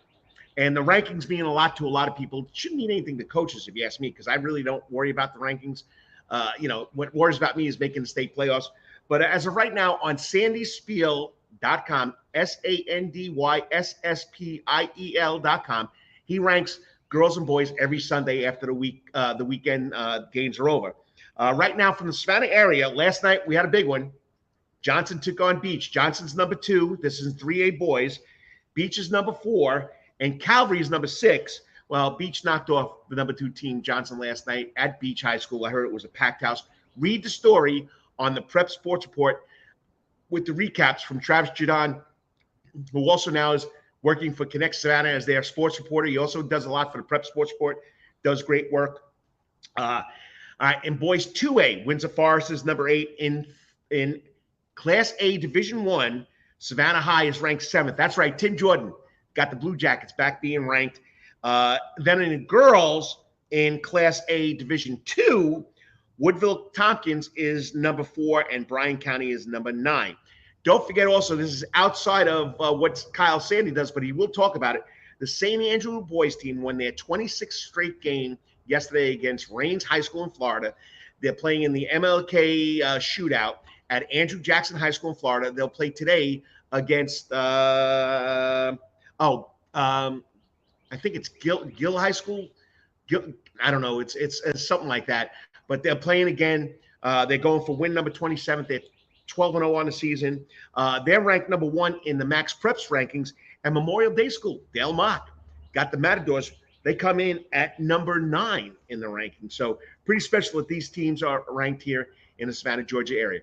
Well, to further ado, to talk about local Southeast basketball is the man himself, the Georgia High School State Association voice of high school basketball, and I call him the guru of high school basketball in Georgia, Kyle Sandy, okay? Just give me 2 seconds to load the video.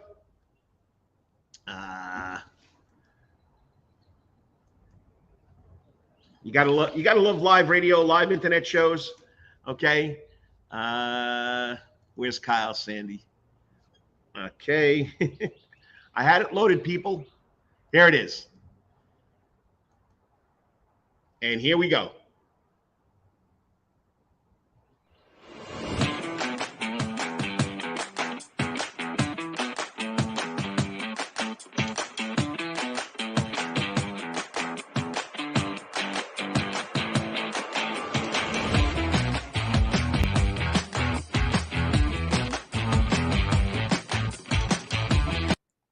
And welcome back to the Karl DeMasi Sports Report. Heard every Saturday live on the Coach's Corner Sports Network, and it's basketball season.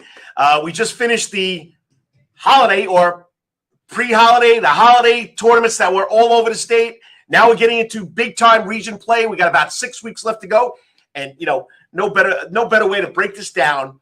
But with the man himself, I call him the voice of Georgia high school basketball, girls and boys, Georgia High School State Association. Okay, he covers it immensely. You just ask him names. This guy's got a plethora of knowledge of the kids. It's unbelievable. But we're going into region play. We got a lot of teams that are ranked in his rankings, and a lot of the big-time communication outlets are going with his rankings. But joining me now, as usual, on the Coach's Corner hot seat. He's never on the hot seat, though. The man himself, Kyle Sandy from sandyspiels.com website.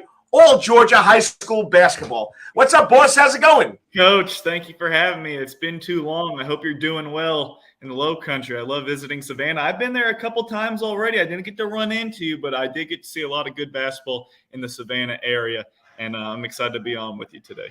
And just so people know, this is pre-recorded because this morning, the man's running to another high school basketball tournament. So we figured we would record it the day before. Yes, I followed you.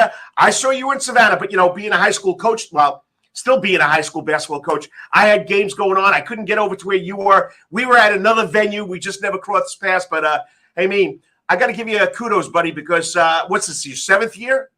Yeah, 2015, I guess, is when I officially started things. So is that might be 8 years now? I'm terrible with math. I'm okay with basketball, not great with math. But, yeah, it's been a while now.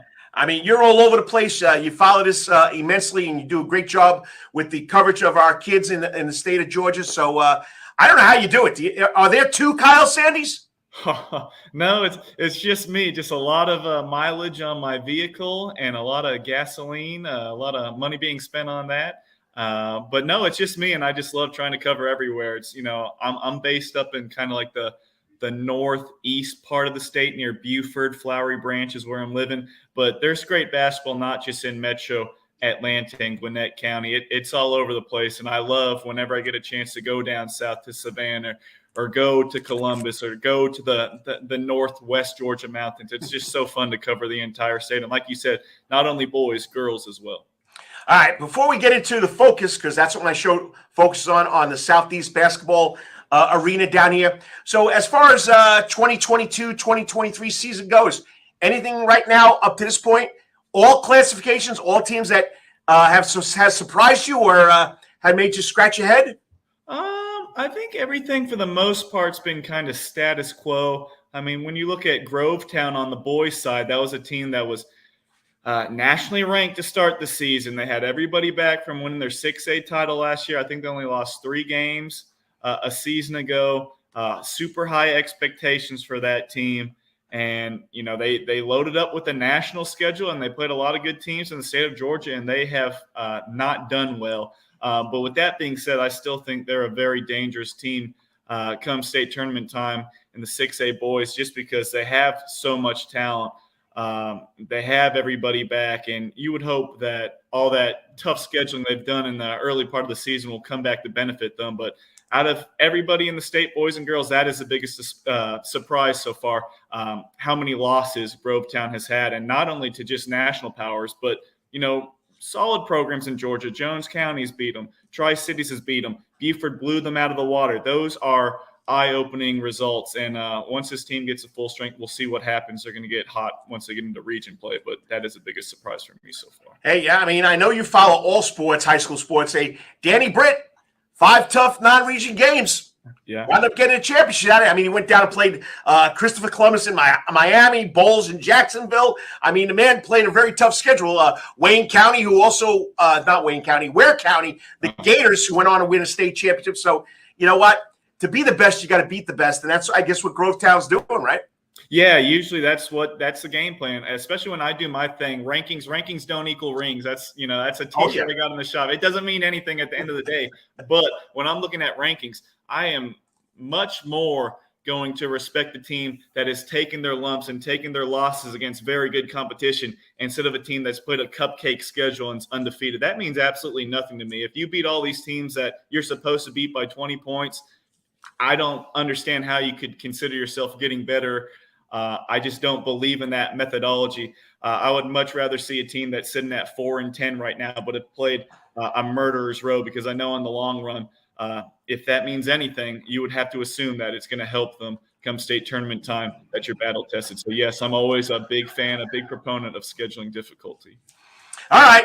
So the reason why I got you, Savannah, Saturday morning at Coach's Corner, which I guess I got to get you to try this place.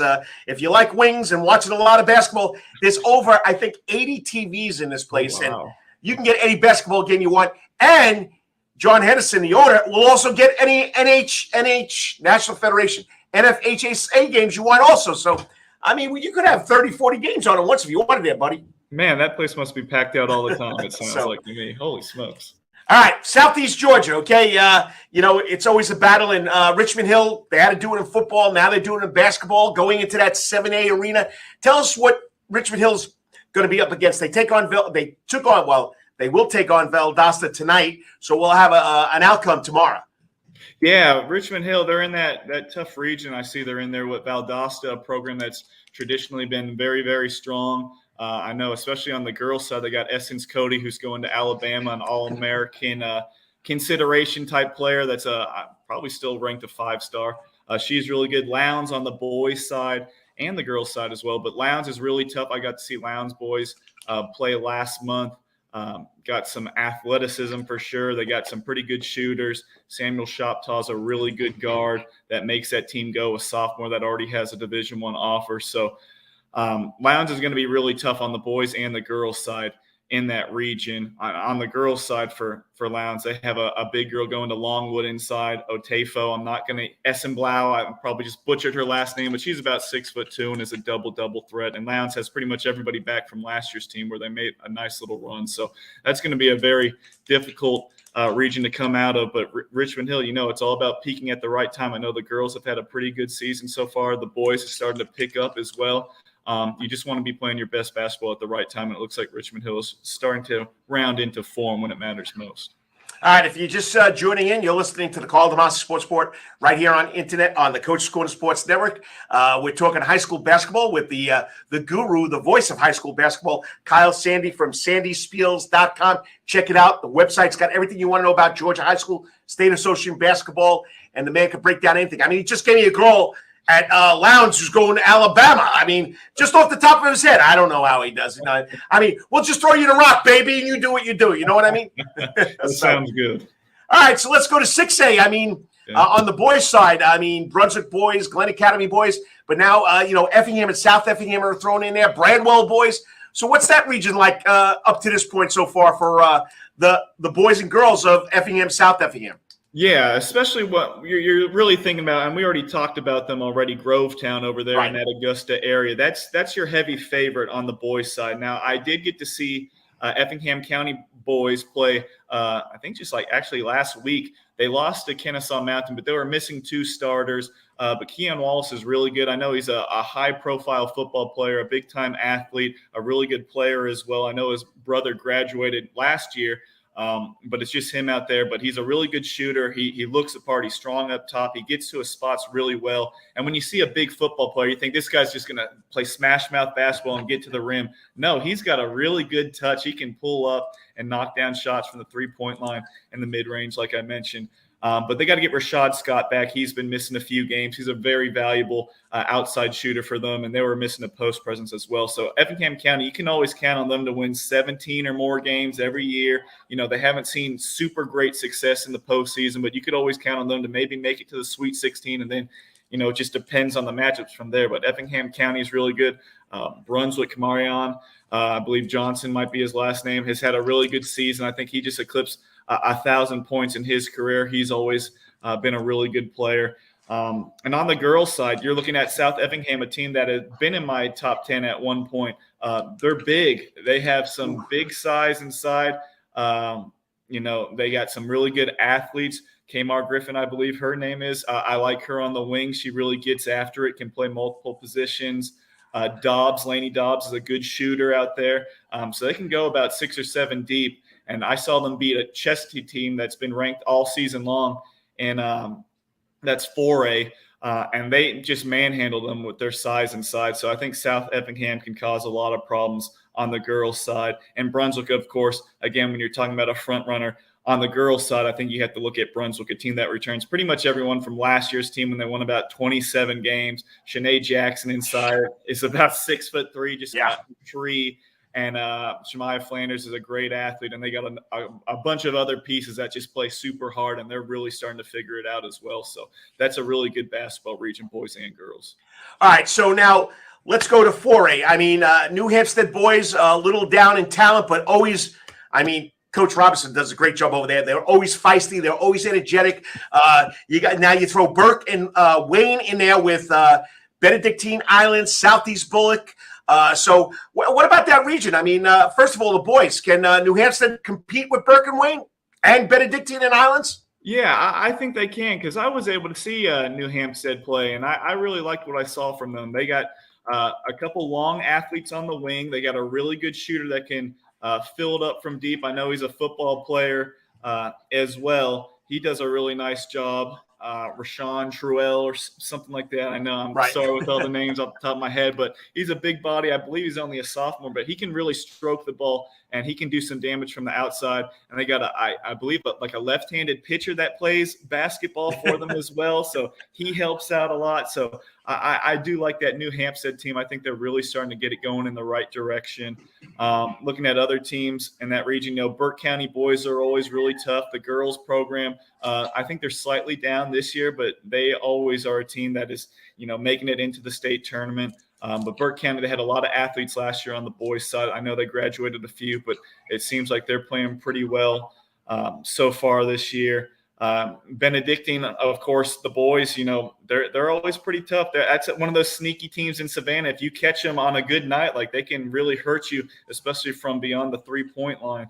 I know they got some sophomore firepower on that roster, so they're dangerous. And then Islands. I want to hear about Islands. I know you know this Islands girls team pretty closely. I know they got a pretty good player going to play volleyball at Syracuse, Veronica Searzant. What have you seen from her, Coach? I know you get to see her up close and personal. She's a special talent, isn't she? I mean, I've told you, I've been doing this a long time. This marks my 39th, 40th year coaching high school basketball, and I did 1 year college girls basketball. But, I've coached anywhere from middle school to high school.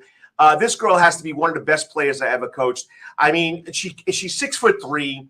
She could play point guard if I had to make her play point guard. I'm trying to take that away from her because last year she did a lot of playing point guard.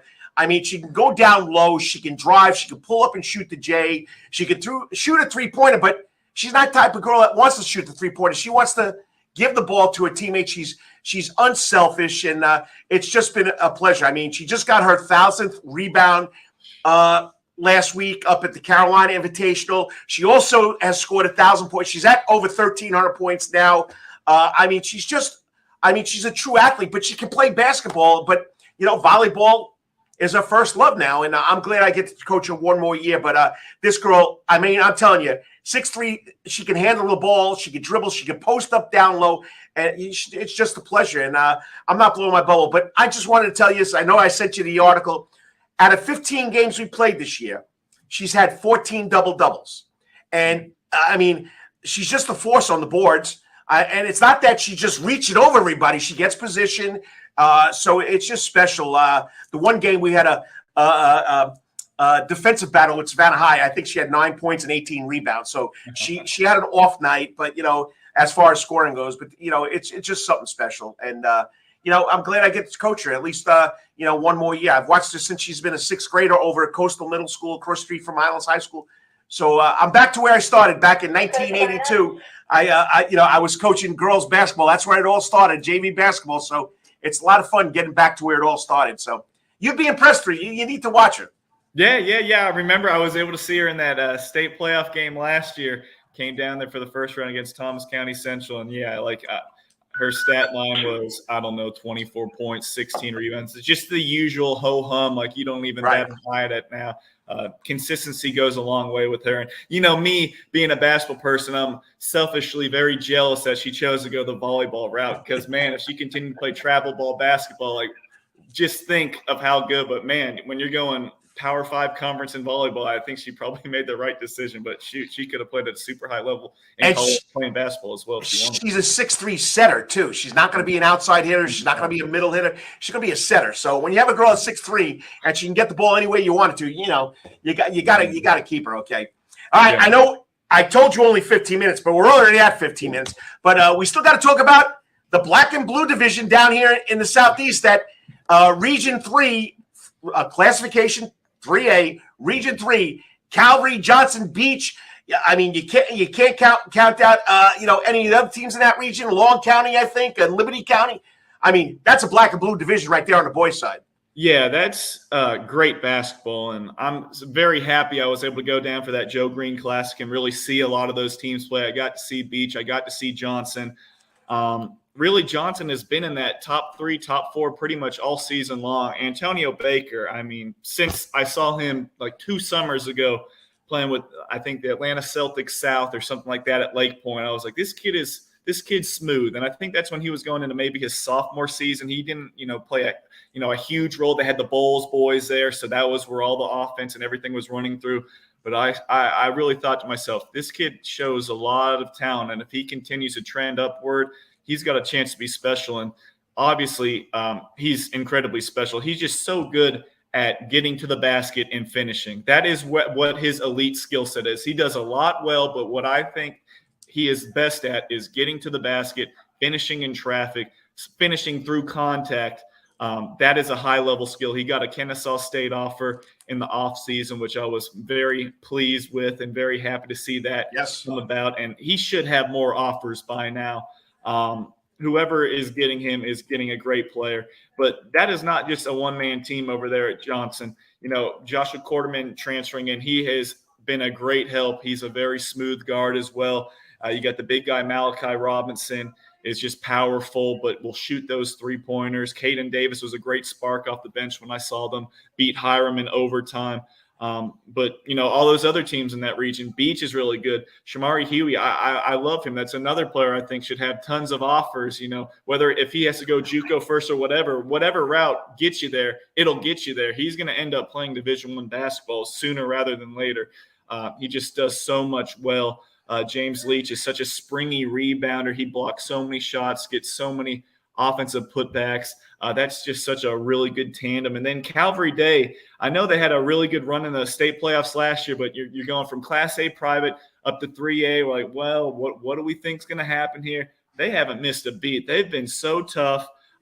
They got that size inside. They got a couple 6'10" guys, something like that. Now that always helps out when you got that length now. They got solid guard play. They're doing a really good job. They're a real disruptor in this region. If you're looking for a team to really kind of come out of nowhere and get the job done, it feels like Calvary Day. But one more team I'd be remiss if I didn't mention is Groves. Groves might not have the player-by-player individual talent per se as some of these other schools do, but they play so hard. Coach Kevin does such a phenomenal job of having those guys just digging in, picking you up full court the entire game, relentless. He gets every ounce of talent out of those boys, and such great effort. They run through a brick wall for him. So I'm really impressed with what Groves does, especially when they lost so much from last year's great team. Even though they're sitting at about 7-6 right now, you don't want to see Groves because you're going to have to strap it up because they're going to apply pressure the entire game. Yeah, they sure are. Once again, we're running a little long here, talking some high school hoops with the man himself, Kyle Sandy from SandySpiel.com. Check it out. Website's all Georgia High School State Association basketball. And I told him only 15 minutes, but we could probably do this for 3 hours. But and we're just talking about the southeast part of Georgia. So all right, Class 2A, Windsor Forest goes down to 2A. You got them ranked number 8 in the boys this week. On the girls' side, we don't have anything from the southeast part of Georgia. Tell us what you feel about Aaron Clark's squad this year. Yeah, they're tough. I know. Obviously, they lose Deontay Bass, which is a huge loss. But Karan Anderson, back healthy. He's been really good. He's super impressive just with his athleticism. He'll get to the lane and he'll punch a dunk on somebody, and he can score from the outside. And then Larry Pounds is really hitting big shot after big shot for them. So that dynamic duo, they're playing exceptionally well. And they're in a tough classification. That was a classification that had 3 state champions or so that moved all into the same grouping. And here comes Windsor Forest again, just knocking on the door. They're not going to be irrelevant anytime soon. They are always a competitive team, and they're going to be a really tough team to come see during February and March. All right, let's go down. What's the difference between Class AD1 and Class AD2? What's the difference? I don't know what the particular difference is, but from what I see, Division I is more so of the private schools, some teams coming down from 2A. And when you see that Division II, it's really mainly all A public schools from last year, with the exception of Green Forest and Christian Heritage and that one region. But, if we're just thinking about how to compare it to last year, think of Division II is more so Class A public schools, all the small schools from last year's classification. All right, well, you know what? The old ball coach, Tim Jordan, got Savannah High in the paper, got some ink. He's got a lot of young players over there. You got him ranked at number 7. And then, the girls' side, well, Woodville and Savannah High are going to go at it, so they're going to be in the same. Woodville's in and out. So, Coach Lenny Williams does a great job. They're trying to get consistency. On the girls' side, the Woodville girls are in there. So tell us about those 3 teams. Oh, don't forget, Lady Redskins out of Bryan County also. Yeah, there's good basketball being played. That is a tough little group there when you think about everything. Like you said, Savannah, they got a lot of talent. Makai Joyner is one of those kids that I keep hearing great things about over the offseason. And then you see what they're doing so far this year. They are really going toe-to-toe with some of these other top teams in the area. They're playing great basketball. Bryan County girls, Kaylee Wedlow transferring in from Statesboro has been a godsend. You pair her with Kenzie Stucker, you got a dynamic duo in the backcourt. So Coach Mincy has a lot of talent over there now. They're running up some wins.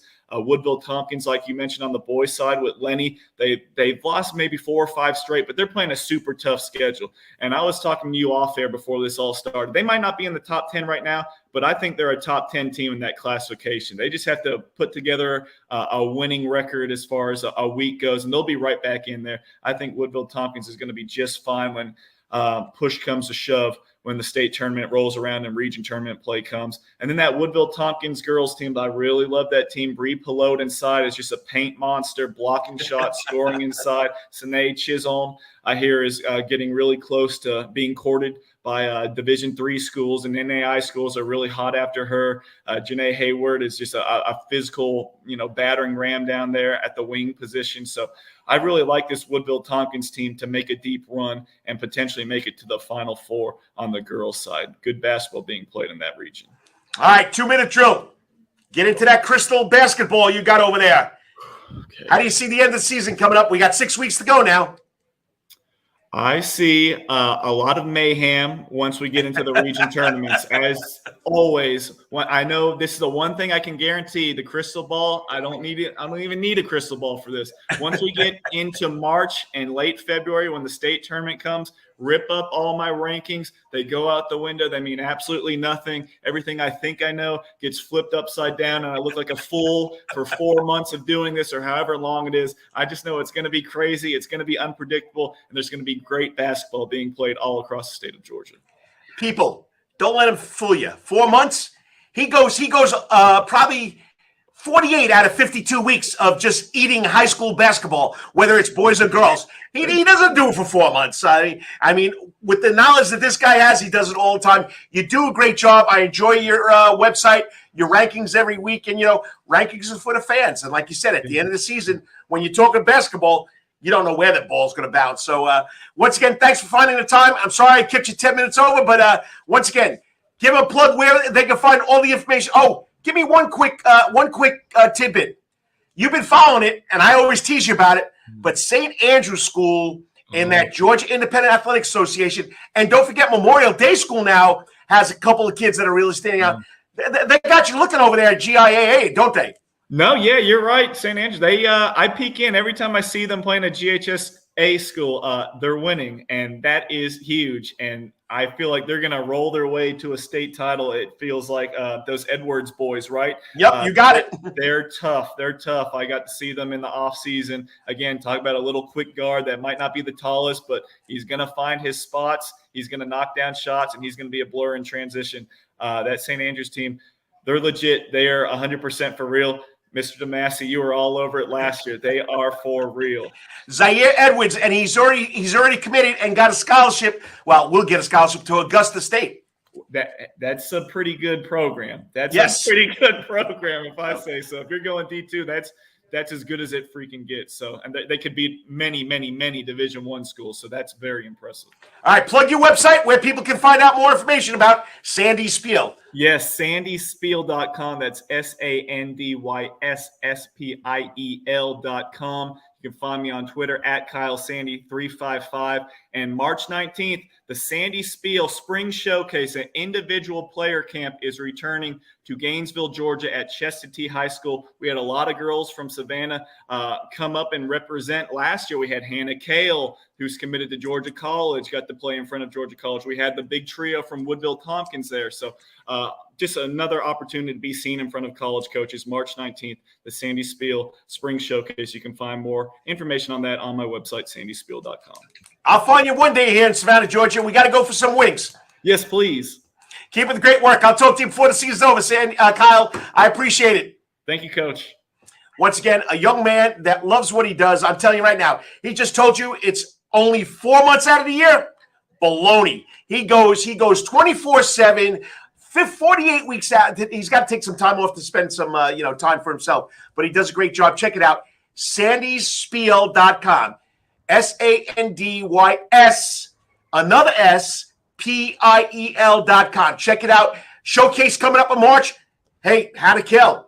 I had to play against him twice this year. Unbelievable. Going to Georgia College. So he knows what he's talking about. He's got a lot of information. Got to love the guy for what he does. Young pup that knows his stuff. Got to love it. Just something special. I mean, 7 years, this man knows a lot about Georgia high school basketball. And I know he's peeking over there at the GIAA with St. Andrews and Memorial Day School. He's, when they can play with the big boys in Georgia high school, you got to take notice. So once again, I got to thank him.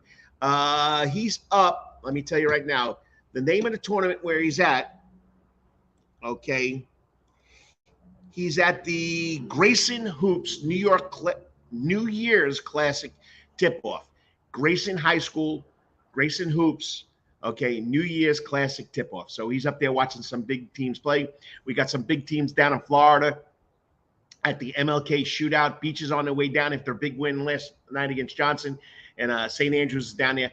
St. Peter's Gibbs High School, okay? So they'll be down there playing too. All right, 3 minutes, coming back, wrapping this up. Got to thank the sponsors. Once again, Lawrence, we're going to hit that two-hour mark. You're watching. Hold it. We got a comment. Let's see what the comment is here. Let's go over to the comment section. What did I miss? Right here, I got to thank Kaden Tuten's father, Brian Tuten, one of the best trainers I ever had as a high school coach. He was my trainer when I was at Groves High School, as the football coach. He was my athletic trainer, and he also taught health and athletic training there at Groves High School. His mom was a PE teacher also. She coached girls basketball. Great family. And I appreciate that comment. And that's what it's all about, Coach Tuten. It's about the kids. And, of course, he's getting excited. Woot, woot, knocking on the door of 2-hour show. Got to love you, Lawrence Bennett. We'll be right back in 3 minutes because you know it. You're watching the Karl DeMasi Sports Report right here on the Coach's Corner Sports Network and the Soundgarden Stage. Last TV timeout. All the time. That's Coach's Corner in Thunderbolt, Georgia. Because Coach's Corner has been voted the best in Savannah for over 20 years running. It's no wonder why there's always sports, live music in the Soundgarden, and delicious and abundance of pub food. No matter what the season, there's always a reason to check out Coach's Corner. Pick your favorite sport, pick your favorite team, and pick your favorite TV because Coach's is your place to be. Coach's Corner has been Savannah strong since 1991 and is always open for dining service for lunch and dinner. Remember, Coach's Corner still has takeout service. Join John Henderson and the crew for the best burgers, wings, and now pizza too. You can place your order by calling Coach's Corner at 912-352-2933. That's right, remember that number, 912-352-2933. So make your next pit stop at Coach's Corner. And as always, make it a night to remember at Coach's. At Calvary Day School, we want our students to be fully equipped and on the cutting edge of academics, making a difference in our world. Your child will grow academically, physically, socially, and spiritually. At Calvary, it is so good to say we are one school with one mission and one vision: faith, academics, excellence, and building champions through Christ. Calvary Day School will consider it a privilege to meet with your family personally. Call Philip Lee, Director of Admissions, at 351-2299. That's 351-2299. For over half a century, when it comes to uniforms, sporting goods, or trophies, Thompson's got you covered. From cleats to caps and the best prices on the biggest brands: Under Armour, Adidas, and more. From baseball to soccer, volleyball to softball, and yes, football too. Every season starts at Thompson Sports Shop. From cutting and equipped at Thompson Sports Shop's new location, 6606 Abercorn Street, Suite 102 in Savannah. Open Monday through Friday from 10 a.m. to 4 p.m. and seasonal on Saturdays. At locally owned Thompson Sporting Goods and Trophies, come see where everyone is a winner. You still want some real New York Italian food? Bada bing, bada boom. Rocky's New York Deli and Italian Catering is open at 7630 Skidaway Road, Tuesday through Saturday from 7 a.m. to 3 p.m., serving breakfast and lunch right here in Savannah, Georgia. Rocky's New York Deli and Italian Catering has been serving the public for over 3 years. Now, if you want Rocky's New York Deli and Italian Catering goods delivered to your door, go online to SavannahTakeout.com or DoorDash.com, or just pick up the phone and call 912-354-2914. That's right, 912-354-2914. Kabish, and remember, we ain't New York style. We are New York at Rocky's New York Deli and Italian. Wetherington Chiropractic Clinic. Your back hurts, another body part hurts all the time. It makes you mad. The pain drives you crazy. You just want to pick something up and throw it across the room? If you can.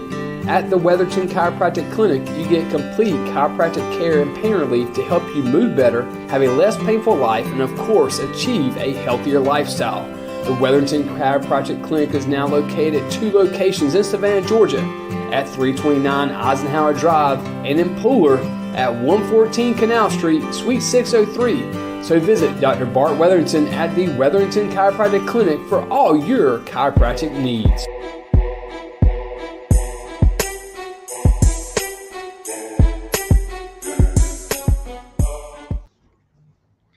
And once again, we're at 1 hour and 56 minutes. Lawrence Bennett, the producer in the back wings, loves it when we hit the 2-hour mark, and we're going to do that because I got to wrap it up.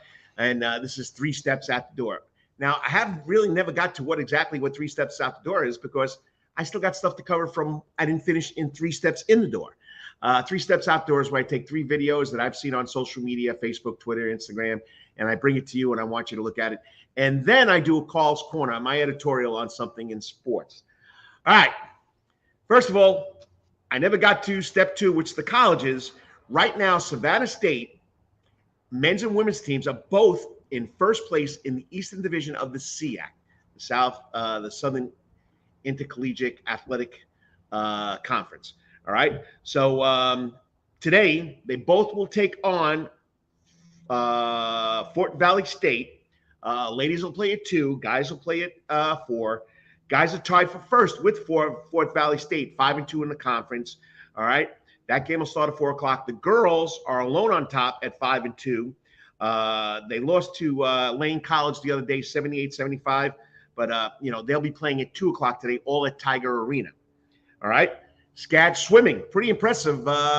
They went out on Thursday. Sorry, it was yesterday.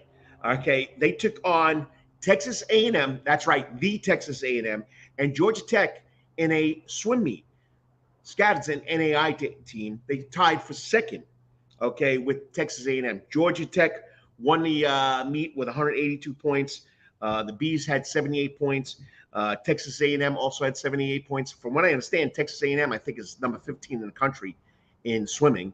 So pretty impressive. Bowling team hasn't kicked up at SCAD, but they were ranked number 1 in women's NAIA bowling and number 3 in the men's side. All right, so that's colleges. Professional, step 3, professional. Hawks just having a tough time on this road trip. They're 18-21. They're 9th in the Eastern Conference, so they're not in the playoffs. They have to finish in the top 8. They're 2nd in the Southeastern Division, so that's with Miami and the other 2 teams. Last night they took on LeBron out there in LA. They lost 113-114. Trae Young, usual, 32 points. He scored 21 of those in the second half, but they were behind the Lakers big time, like 26 points. LeBron James came back after being injured, 25 points, 10 rebounds, double-double. Russell Westbrook added 18, 11 rebounds. The Lakers were hot last night. They'll take on the Clippers tomorrow night at 9 o'clock in Los Angeles. Football, Falcons pulled out a good one last week. They beat the Arizona Cardinals 21-19 on a end-of-the-game 20-yard field goal by Young-Ho Koo. Georgia Southern, great 21-yard field goal. We're trying to see if Mr. Ritter, the quarterback, the young quarterback, I mean, he was 19 of 26 for 169 yards and no interceptions. He made that drive work with Koo, got the winning field goal. So let's see what happens for next year. I know everybody's talking about, he's not the quarterback of the future. But something else was special, Saturday night, okay, Georgia beats Ohio State. It's 12 o'clock midnight. And, about an hour later, you got all the post festivities going on. That crew at Mercedes-Benz Stadium had to turn around and have it ready for a 1 o'clock start for the Falcons. Pretty impressive that crew could do that. All right. PGA Golf, Brian Harmon is back playing. He's at the Sedentary Tournament of Champions out there in Hawaii. Oh, tough place to play in Hawaii. Okay. Right now he's tied for 12th at 9 under, 7 strokes off the lead. Colin Morikawa is the leader at 16 under. Gene Sowers is off. They haven't started the championship tour. Him and Tim O'Neill, I think, will start January 19th at the Mitsubishi Electric Championship, once again in Hawaii. Tough life to be a pro golfer. All right. Savannah Ghost Pirates, they're back in last place in the Southern Division of the East Coast Hockey League. They're 10-16. They played 5 overtime games and lost 3 of them. They've had leads, I think, in 8 games going into the third period, couldn't hold on. Last night, they were up 2-1 going into last period against first place of the Atlanta Gladiators, wound up losing 5-3. That means they gave up 4 goals in that last period. Tonight, they'll be back at Enmark Arena taking on the South Carolina Stingrays, who are in third place. That's a 7 p.m. Drop. Okay, drop the puck. Don't forget Savannah Bananas. It's getting close. February 17th at West Palm Beach. Okay, West Palm Beach is in Florida. Palm Springs is where the SoFi Stadium is, where Amy Zimmer is. I got it mixed up at the beginning of the show. All right. They'll open up at West Palm Beach February 17th and 18th against, of course, the Party Animals. Their first game in Savannah will be February 25th and 23rd. Remember, they've added 11 new dates to their world tour. Okay, so check it out. Go to savannahbananas.com and you can check it out there. All right, so 3 steps out the door. The first one, Johnson Beach last night was a great game. Okay, Beach ranked 4th. Johnson ranked 2nd. Beach won it 64-57. But this was during the holiday Christmas tournament, the Savannah Chatham County Public School High School Christmas tournament. Antonio Baker, senior at Johnson, is all world. And if you love high school basketball, if you love basketball, you'll love a dunk. Watch this dunk by this young man.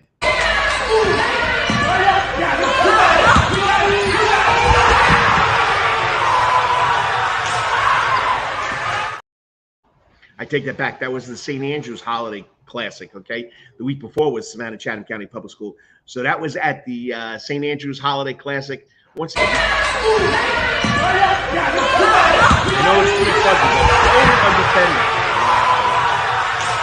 That's pretty impressive. Antonio Baker, senior at South Sea Johnson High School. I don't know if you follow it. #1 mascot in the world is Uga. I just learned this week his real name isn't Uga. It's Q. So he's Uga 10, but his real name is Q. Will not be making the trip to Palm Springs, Inglewood, California at SoFi Stadium because he's 9 years old. And the Seller family, who is from Savannah, said the trip's too much. So this goes out to Uga or Q not going to the national championship.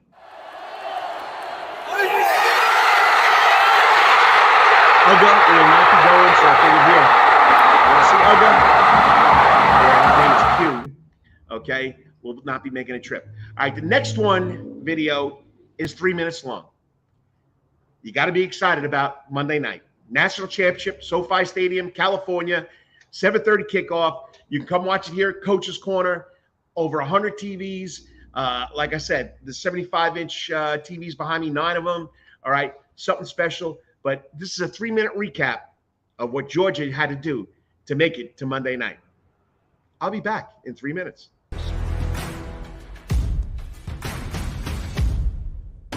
And we are underway in Atlanta. Pressure up the middle. He'll go down back at the 28-yard line. Smile Munden, the linebacker, shot the gap, came straight down the hash, and sacked Stroud back on the 28. Will throw on his first play. Throws it out to A.D. Mitchell. Get him going early. Moves in the pocket. Slings it over the middle. Caught crossing route. A.D. Mitchell at the 40 of Ohio State. Gets to the boundary and out of bounds. 47-yard try. They kneel down on the 37. Stetson Bennett the holder. Podlesny to kick it. Snap it back. Placement is good. Kick is away, and we'll watch it. And it is no good. Pod misses from 47 yards.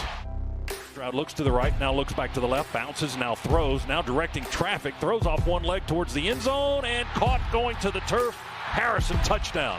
7-0, Ohio State leads here in the first quarter. Third down and about 10 coming up for Georgia. Bennett to throw, deep ball to the near side. He's got Blaylock, he adjusts and makes the catch.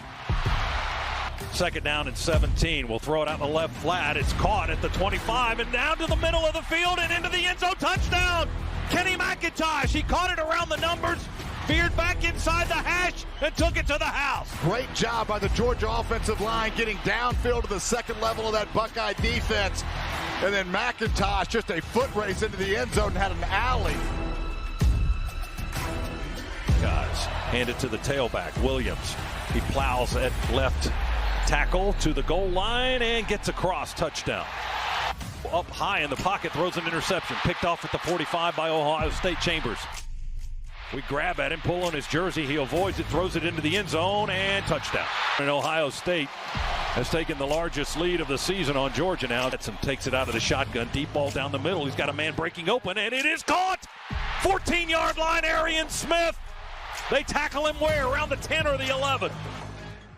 Handoff, Kendall Milton steps over a man, angles to the right, to the 5, to the 4, to the 3. They try to push him in the end zone. They do. Touchdown. Huge answer right there by the Dogs.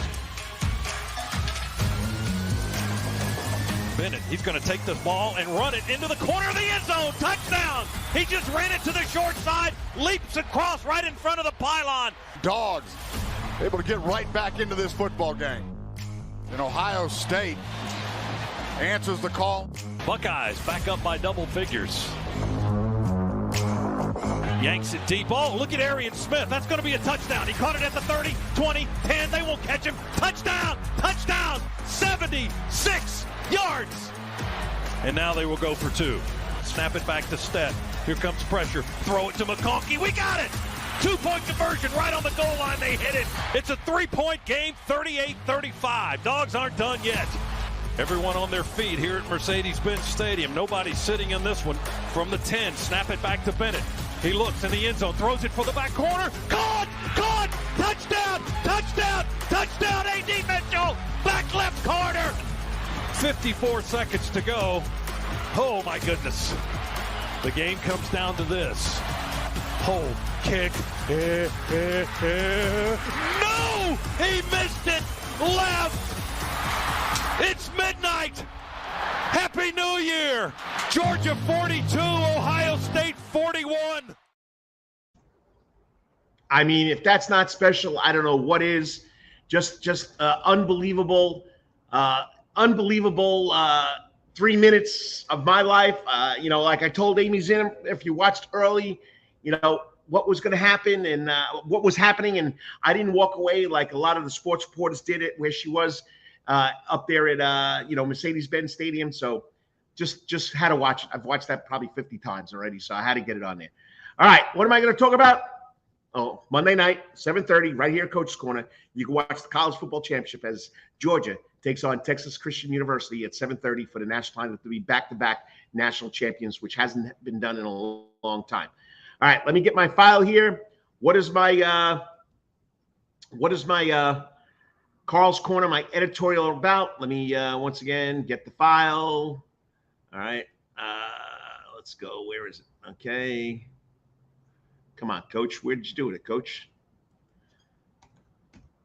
You just got to love it. Okay, here it is.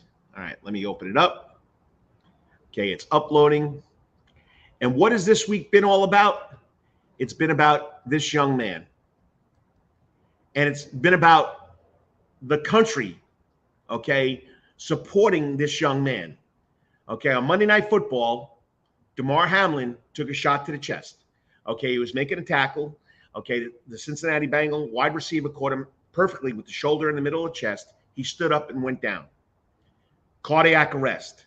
That's why we have athletic trainers at football games, at sporting events, because you never know when you're going to need it, okay? Hey, Brian Tuten and Ed Livingston over at Benedictine Military School had to deal with the same situation with a ninth grader who went down at practice, and they had to give him CPR, and the ninth grader is fine.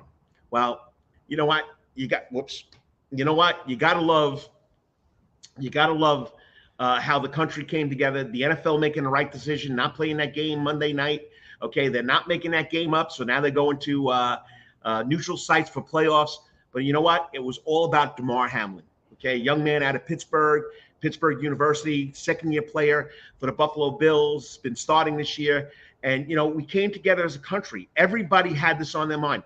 And if you watched Monday night like I did, it was a tough time going to sleep after that happened. I mean, wondering if this kid was going to be all right. They put him in a comatose state. He started breathing on his own. They had first it was 100% oxygen, then 50% oxygen. It's just something pretty special as a country that we supported this kid, and we went around what happened, and we went around his team, the Buffalo Bills.